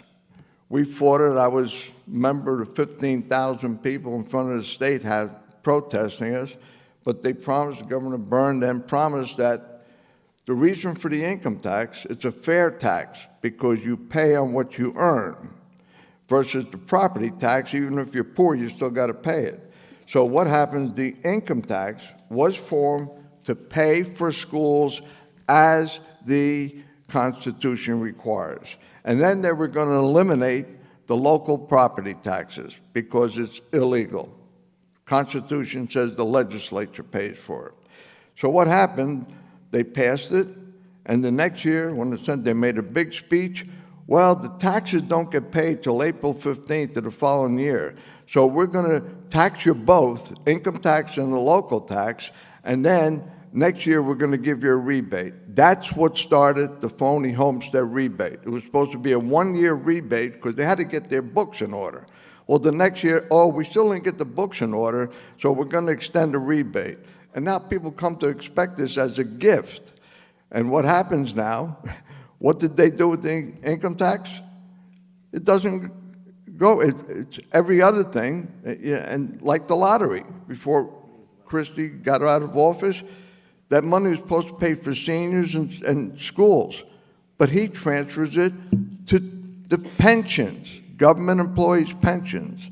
So someday we got to follow the Constitution. So all this money that we're spending on local taxes is unconstitutional. And we had two groups. I was a member of the United Taxpayers in New Jersey and Hands Across New Jersey, and this is how we got this done. Going and the legislative hearings, Senate and Assembly, and get them to pass the income tax. We didn't want the income tax, but when they said it was to pay for schools, and now we got both, and expenses are going through the roof. So maybe some of you should study history a little bit, and we got to pull in the belt strings. It's getting crazy with this thing. New Jersey, unfortunately, has the distinction of being the highest tax state, and we're not getting our money worth. And once again, I refer you to Dr. Comco's presentation on the test scores. They're abysmal, and he apologized and he was going to do better. You're getting away from the primary thing of education with all these rentals. You're a real estate tycoon. Thank you. Thank you, Mr. Francisoni. With that, one of the things that you mentioned, and I'll have Dr. Tomko answer and Mr. Bush answer a lot of your questions, but I'm glad you brought up the discussion about the school number 8 field and the renovations that were done there. As we mentioned in previous meetings that we had before, we've had issues of vandalism in that space, which caused us to now close the fields once there's no longer any supervision from any one of our staff in that space. So that's something that just happened within the last 30 days, and it's a situation that's it's been bugging us as well. We've been trying to find a solution for it as well. I live right down the street from the school myself, so my kids want to be there and they want to play as well. So I definitely understand your granddaughter's feelings about getting there and not being able to come in. So one of the solutions that we came up with as a board is that we're going to make sure that all of our facilities, currently our facilities are school number 7 as well as school number 8. And one of the things that we're going to start doing immediately is we're going to start patrolling those spaces with our vehicles, and we're going to make sure that those spaces are open within the time frames that it's allotted. And then beyond that time, obviously the space will be unsecured, but it would also be closed within those hours in which no one should really be on the field, correct? So that's just to kind of answer that concern. We do agree with you. It is it's a beautiful field. It's a beautiful facility meant for all of us to be able to use. We want to make sure that we can use it, and this is one of the most immediate responses that we can take to make sure that we can get everything open back up how it needs to be, and also make sure that our spaces are being monitored and used appropriately. Dr. Tomko? Yeah, thank you, through the chair. Just to kind of first piggyback on that, we recognize that opening up these spaces, our students really needed a place to, congregate, get back out of post-COVID. I don't think we expected some of the things we expected, and unfortunately, there's a small group of children right now that are vandalizing, and our principals are doing a great job identifying and taking care of those students with discipline, et cetera, and paying back for the vandalism. We've also had an issue recently at School 7 at the playground, which I really didn't anticipate, but the board and I talked about that today with regard to taking care of that and having our high school principal put an administrator out there, maybe and sweep prior to leaving. But those are some concerns. We don't want to just kind of fence it off, but we have to rectify some of this. So that's the easy sell there. Just to go through some of those, and maybe it seems like you're confused a little bit, Mr. Frantoni, on some of the budget stuff. So maybe I could go over that, and maybe Mr. Palladino can confirm it too, get your confusion rectified. But first, I don't remember ever apologizing for test scores. I don't apologize for test scores. I don't think there's any kid on the planet who sits down for a test and says, I want to do the worst I can today. I don't think that's it. I've always said that we need to do better, but it's not an apology. I think everybody comes to work every day here to do what they need to do. Our teachers, our administrators, everyone, we write curriculum, we do the best we can. Have we not had the ability to give our students some of the tools they need that some other districts have? Absolutely. That's why we added the Chromebooks, that's why preschool is important. But I will tell you, we have students that get into some of the top schools in the country, and then we have students that have to work and can't enjoy high school because they have to provide for their families. So that's the recognition that our students and our teachers and our parents that are pushing those limits deserve, not an apology. So I don't apologize for people. So let's clear up, I think, some of the budget, discrepancies that you have. Tonight's budget was for next year. Some of the properties that we are purchasing are now. So these properties are, right, Mr. Palladino? So the properties that are purchased that come out of capital reserve. So that's the line that you can't find. It's the capital reserve line. The board is not allowed to just buy properties unless it's bonded or from capital reserve. So the properties that you see us purchasing are through capital reserve, monies that we've set aside, money that's been approved to go into capital reserve every year. money that I've been saying over and over as in a transparent process that Mr. Palladino and I have been putting money away because we know we needed these things. So that's capital reserve, transparent line. Mr. Palladino was talking to you about the budget before, talking about the line, I think it was $2 million in leases, again, right there in that line. I think you actually mentioned it. That's the payment for the bond and all the other leases that you brought up today. So that's right in that line that you actually identified. So I don't know if maybe after the meeting, if you need us to point it out, we can do that for you. But I think that's $2 million. So again, I think that clears that up. I don't know how else to really say that, except that the stuff that's for now is coming out of this budget. We're not done with this budget yet. Tonight's budget was for next year, starting July 1. So I don't want the town to get confused on that. So they're separate issues. I don't know. Just to go over the bond payment real quick. Yes, there is an estoppel right now. It's a 20-day estoppel on a bond. It has to go through some legalese in the county offices, make sure there's issues, and we have some conservative numbers. My goal is to try to pay that bond back, and I think Mr. Palladino too, and talk to the board about paying that bond back as quick as we can, not to wait the whole process. We don't really need to do that if we can, but again, it's just not smart enough to, it's not smart just to kind of pay it all off. The property on Washington Ave, the old King's property that's been talked about a few times tonight, is also part of that bond, so that's in that lease line. So again, I think I just identified where all the monies are coming from, or where all the monies are transparently posted. So again, if you have any questions after, you can contact us and we can let you know. Thank you. Anybody? Anything else? Okay, moving on to Ms. Chelsea Post. Good evening, everyone. I'm here to speak a little bit more about the School 7 park. I live at 355 Division Avenue, which is the house right next to the park, along with my boyfriend. I'm a middle school teacher. I've been for 9 years. My boyfriend is a detective, and he's worked as a school resource officer for many years. Given our occupations, we are acclimated to children of those ages' behavior, and what we've been seeing on this playground is really concerning. Since the weather has been warm, students have been playing in the park, which is absolutely wonderful. However, young children are being robbed of that experience daily because this has become a hangout spot for older children. When I say older children, I mean middle school, high school. They've been taking over the park, and their behavior and actions are concerning. This not only occurs during the day and the afternoon, but it continues well into the night, sometimes even midnight. In the past few weeks, we've seen a lot. We've seen students bring airsoft guns to the park and shoot each other. This is obviously painful because when they scream, they're hit.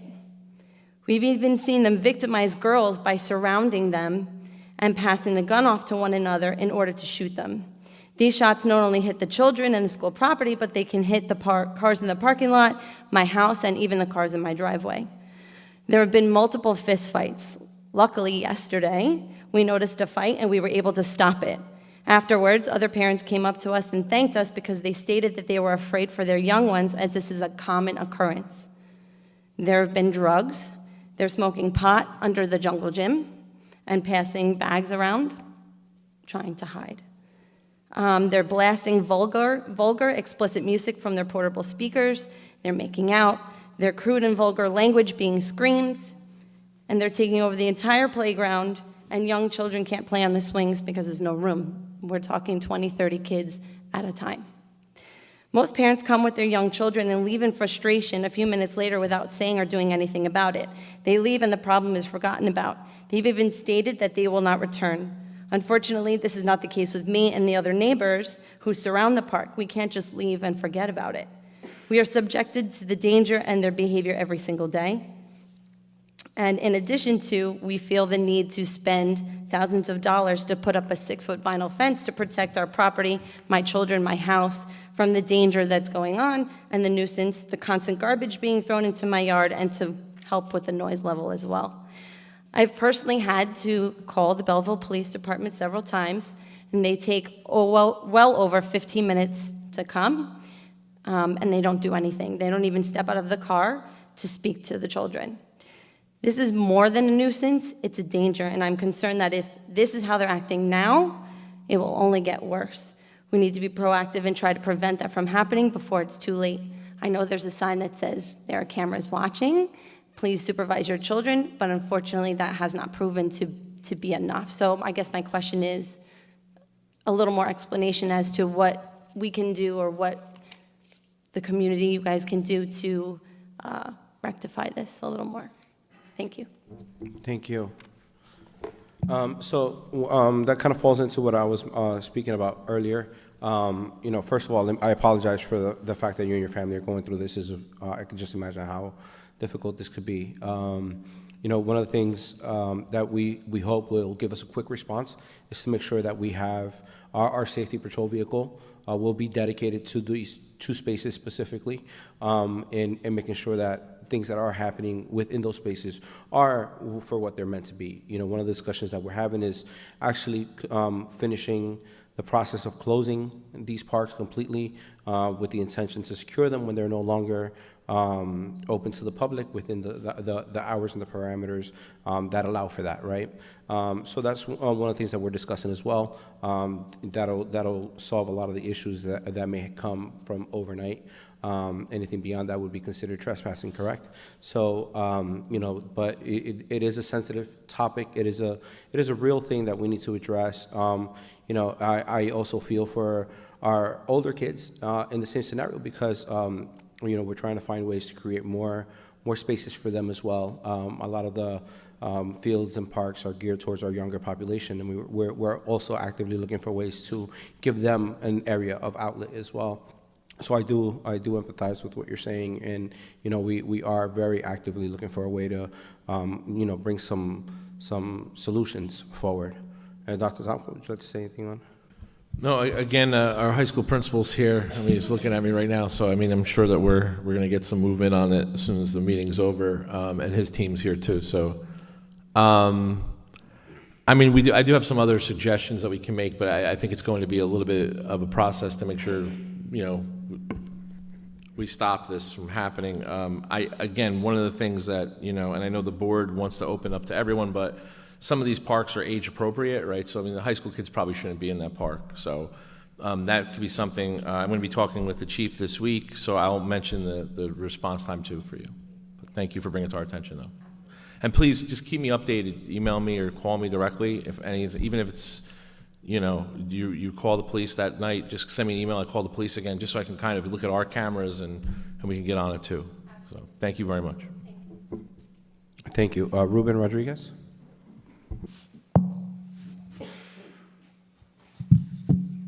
Ruben Rodriguez, I'll try to be quick because it's late. One question I have, are parents allowed to opt their children out of the state testing? That's one question. And then my other thing that I wanted to say in regards to the new curriculum, I'm not going to get very into it now, Dr. Tomko, because I feel like it's COVID 2.0, where we would get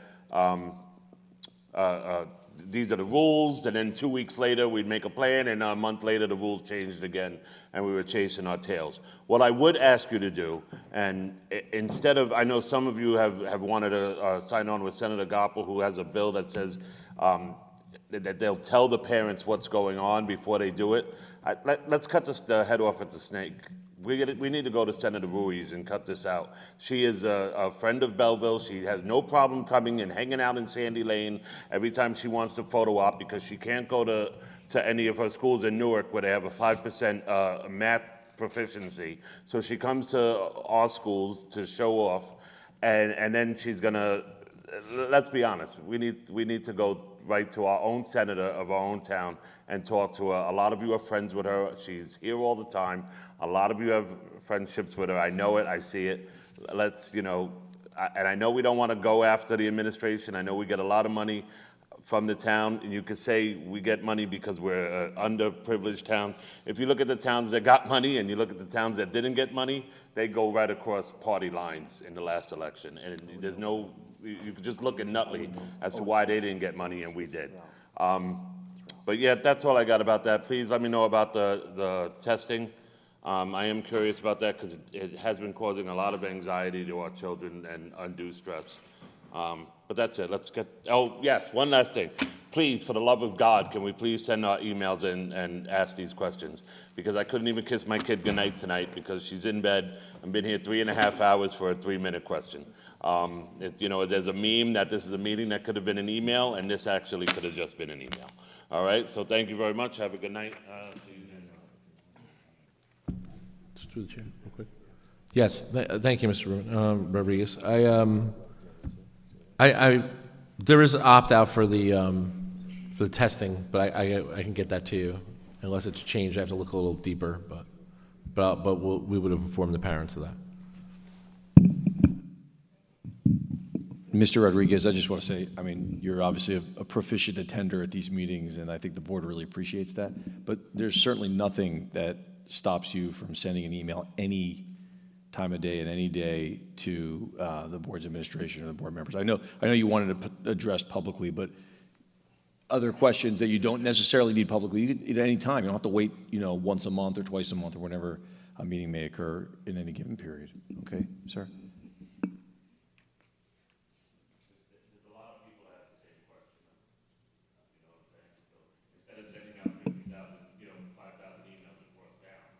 Totally, and that's why I said there are some things that obviously you want to address publicly. I get that. Thank you very much. May I please have a motion to close public participation? Motion. Second. All in favor? Aye. Any opposed?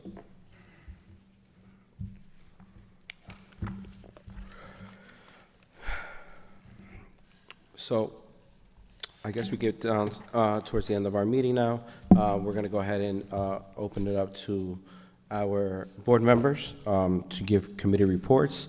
A little bit of our committees this week. Everything's really been, well, this month, everything's been centralized mainly on our budget, so there may not be any reports to give, but please share any statements that you would like to share. So if we could have the chair of the athletics committee. Thank you, Mr. President. First of all, I want to thank everybody here tonight, especially everybody who stayed in their seats for, I would say, we're hitting the almost 4-hour mark of this meeting. And I want to say I appreciate your dedication to our school district and to everybody at home watching. It's extremely important to have everybody involved in our education system here in Belleville. Now moving on to my comments. As the board president stated, we did not have any committee meetings recently. Things were centralized because of the budget, and so I just have a few comments here.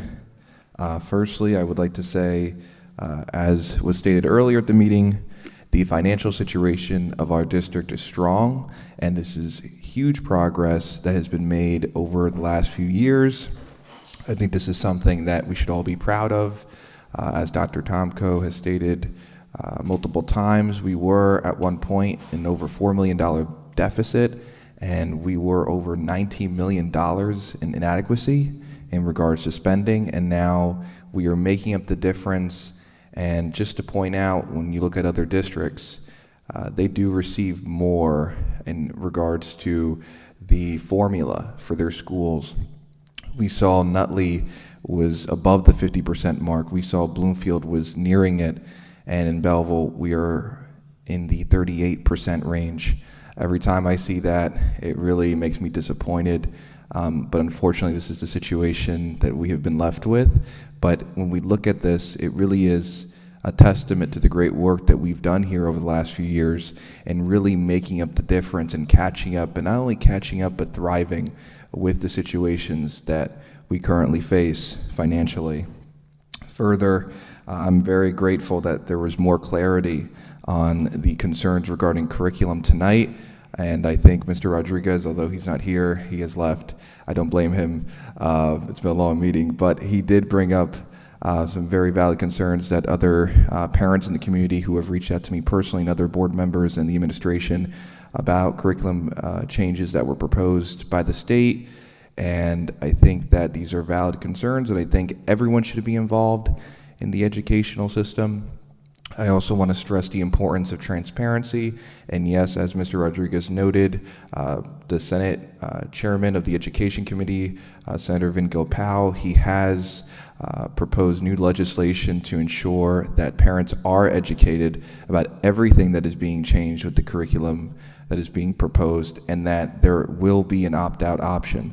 So again, there are processes going on through the state to make this a more transparent and more comprehensive approach. Lastly, I just want to touch up on a few things in regard to, where we are as a district and where we are as a town and our prospects.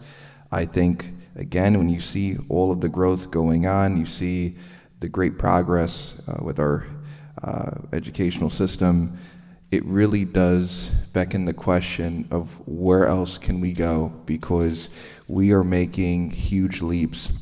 And I think as we continue to go forward, we need to continue to have the optimism and the idealism that we have shown over the last few years, and we need to keep going further.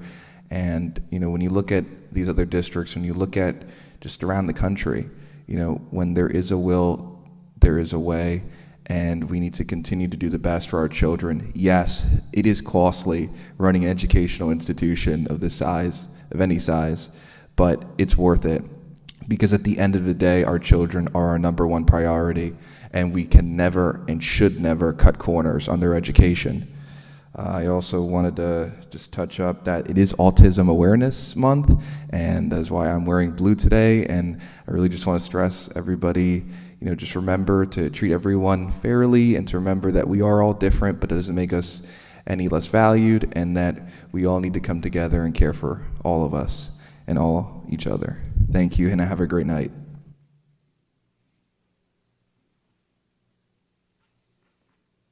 Thank you. Instruction program, Ms. Williams. Thank you, President. I'd also like to recognize April as Autism Awareness Month. We can assist this cause by continuing to educate ourselves on how to be advocates and supporting activities that would benefit our students and be positive role models. Congratulations to our special education students who will compete in this year's Special Olympics. We are so appreciative for the generous donation of uniforms to our students and the support from everyone who contributed to such a worthy cause. As a special education teacher myself, I understand the importance of focusing on our students' abilities rather than their disabilities. I am hopeful to see the continuation of our Belleville Bridge program that addresses learning loss, and the further expansion of our aeronautics and STEM programs, which continue to promote critical thinking in our students.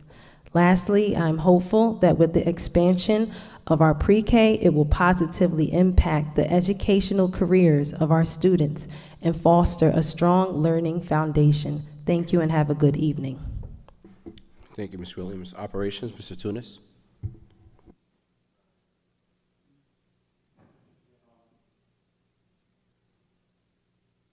There's nothing to report at this time in operations, but thank you all for coming out tonight.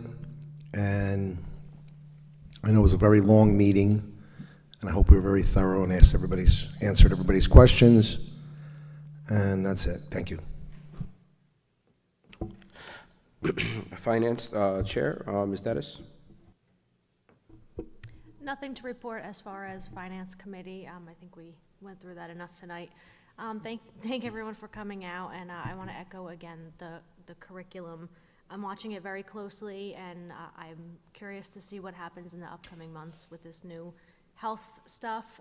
So if anyone has any questions, always feel free to ask me, but I'm on top of that. Thank you. Governance is Mr. Tunis as well. You just kind of gave your report. We didn't have a committee meeting for governance, so we can move on to personnel. Ms. Jackal. Thank you, Mr. President. I want to thank everyone that was here tonight attending and setting aside time to invest in our children, our schools, and our community.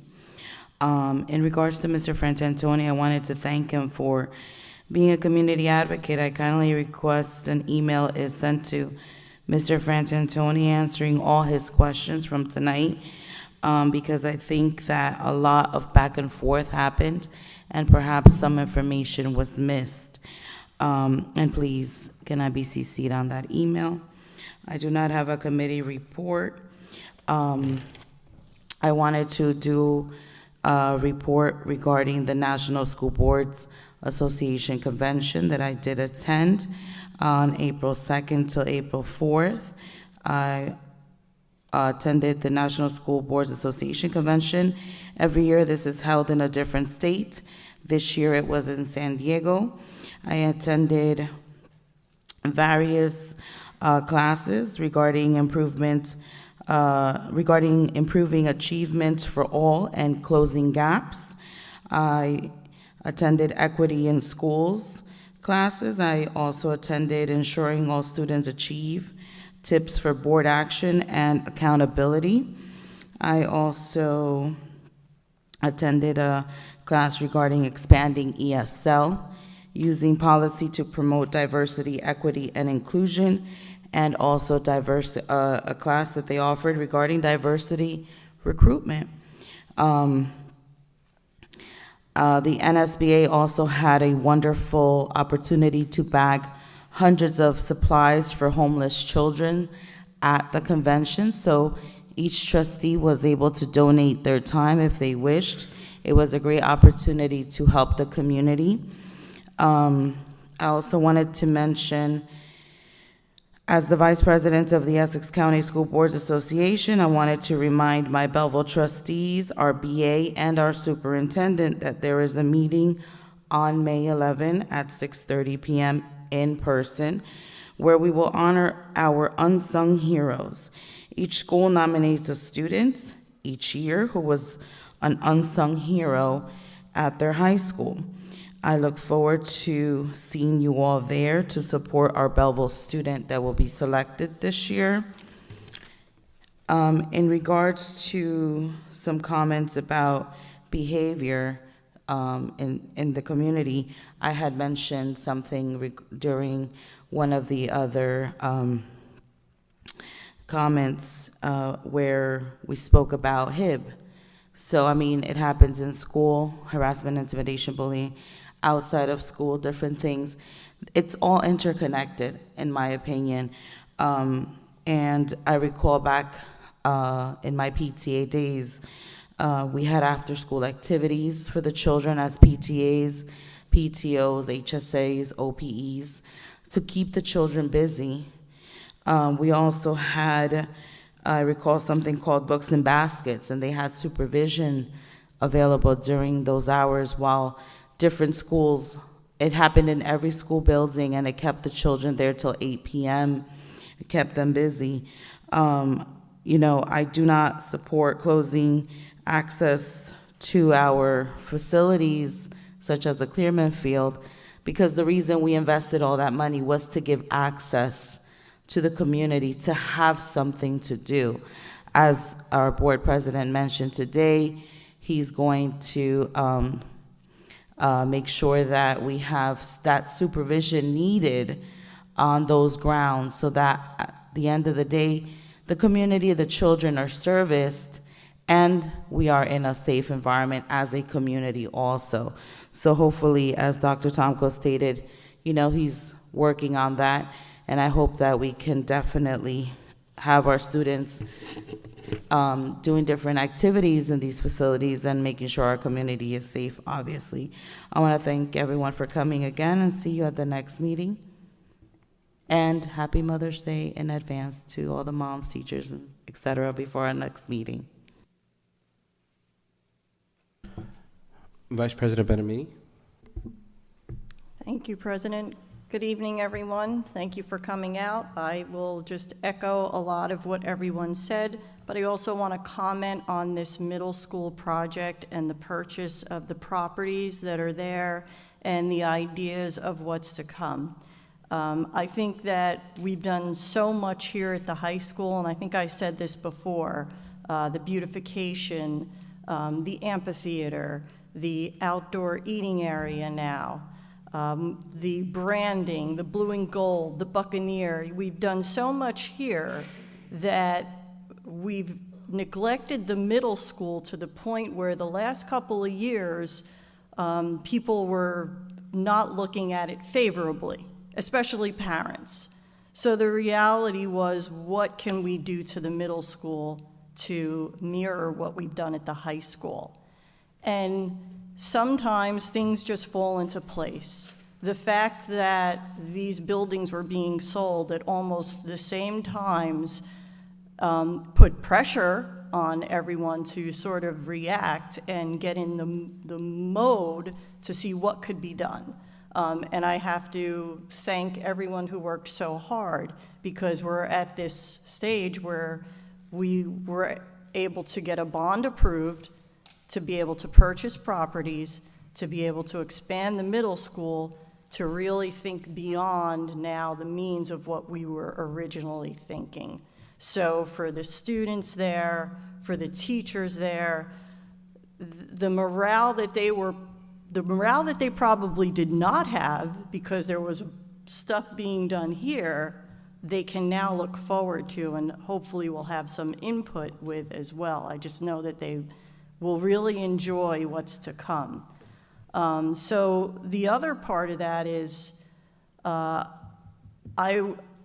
had always felt that the office leases, as with just leasing space, is exactly what we believe it is. It's a lease and the money kind of just goes. But we knew getting the office space was a good thing, because we knew we were doing something really good at the high school by removing office space and expanding that area and making it accessible to students.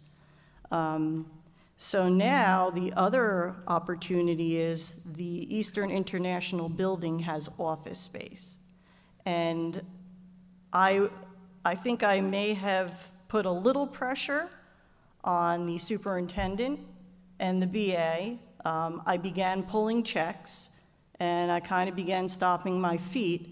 But I don't think it was just me, because there were conversations with other board members, and that, we really need to rethink these leases. Because if we do the calculations, which every community member did, who's a taxpayer, you really it began to make you feel like this was not a good thing. So I have a feeling that we're going to move into a different area. I can't say how long this will take. I have no idea about that logistical stuff, but I just feel like this will put us in a little bit of a better place. And the other thing to think about is how many other districts in New Jersey are squeezed to the point where they need to expand, and they're looking at building new schools. And when I looked at the costs of the 12 proposals from schools from the state of New Jersey, from $55,000 to $55 million to $250 million, it was just unfathomable to me, like just the extreme. And I really think we did a lot here with a little bit, or we're going to do a lot with a little bit. So I just wanted to kind of wrap that up and really say how excited I am, and how I think that this board is a great representation of the community. A former student sits on this board, parents sit on this board, an educator, a person who's an aide to a school bus driver and a DJ, and you really can't get any better than that, taxpayers as well, to people that really understand and are connected to this town and the school district. So I just wanted to thank the whole board, thank the BA, thank Dr. Tomko, and with regards to the budget, kudos, we really did a good job. I'm very, very excited. I appreciate all the hard work. That's it. Have a good night, everyone. Thank you very much. I will do my best to make mine as fast as possible. So I really just want to start really by thanking the new residents that actually came and visited tonight, Ms. Post, Mr. Kuna, thank you very much for having come out. It's always great seeing new faces and having an opportunity to engage new points of views and new mindsets. With that said, I also want to thank Mr. Sheldon, Mr. Frantantoni, and Mr. Rodriguez, who continue to come to our meetings, are always here, and always have their, their opinions and their voices in many topics. So this is the important part of this process. We do our very best to, like we said, just show all the content that we have. If there's a question, there's nothing that can't be Oprah'd, there's nothing that can't be requested, there's nothing that can't be shown. So we really, we emphasize the opportunity to have these conversations, and just, want to let everyone know that, this is, I don't want to discourage anyone from ever coming here and being able to kind of speak on these things and on these matters. One of my recent encounters with a resident in town, Spanish speaking, one of the statements that they made to me was that, they watch the meeting at home, and their child actually sits there with them and translates the meeting over to them, so that way they can understand what's going on. And I think that it's amazing that it's a very real thing that's going on, not just in the Spanish community, but in many other nationalities within that we represent within our community. So I think that's incredible. So if you don't mind, just make real quickly in Spanish, just kind of saying to those families that, please, that they're welcome here, and if they need anyone to translate on their behalf, and if they need any, I'll go up there and I'll do it myself if I need to translate for them. So uno de los comentarios que le quería hacer a nuestra comunidad hispana, tuve una situación hace una semana atrás que uno de los padres llegó donde mí y me hizo la pregunta que ellos se sienten en la casa con sus hijos, y en el tiempo que estamos teniendo este meeting, how would I say, honey? Esta reunión, thank you, Ms. Chaco. En el tiempo que estamos teniendo esta reunión, sus hijos están transmitiéndole toda la información que nosotros le estamos dando, y yo creo que eso es algo bien bonito en nuestra comunidad, porque tenemos, esto no es solamente nuestra comunidad hispana, pero también nuestra comunidad italiana, nuestra comunidad filipina. Somos una comunidad de muchas diferentes, ¿cómo se dice? Ms. Jaco, how would I say? Diga? Say it into the mic, so I don't have to say it. Are you saying various, right? Diversos. Yes. Somos muy variables en nuestra comunidad, y yo solamente le quería decir, si usted se siente como que quiere llegar a estas reuniones y a poder hablar algo que esté en su mente y en su corazón, algo que usted quiere que la comunidad escuche, o usted quiere que alguno de nuestros representantes escuchen, quiero que usted se sienta cómodo o cómoda en poder llegar aquí y saber que va a tener a alguien que esté disponible con usted. Como ustedes ven, yo también a veces necesito un poco de asistencia en transmitir lo que yo tengo que decir. Gracias a Ms. Jaco por ayudarme en eso, y ustedes, pero para eso estamos, como una comunidad reunidos, y podemos hacer todo lo que tenemos que hacer para que podamos lograr la meta, que es que nuestros niños mejoren. With that said, I want to move on. I want to thank our crew team.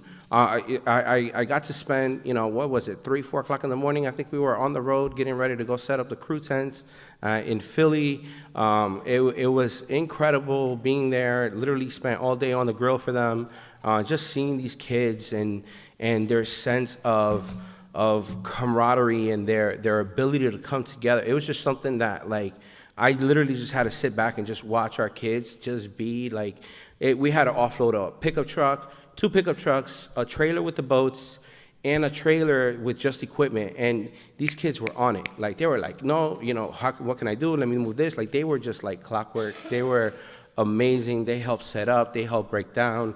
And all of this, not one single argument, not one single fight. They just worked together in a way that I was just so blown away by them. And I could just imagine how that is within all of our other sports. So I just want to shine a little bit of a light on them, because I had the privilege to just sit there and watch them be, and it was incredible to see them just, do what they do and be successful at it. I want to wish everyone a happy Mother's Day, because I know I won't be able to say it before the next meeting. So happy Mother's Day to you.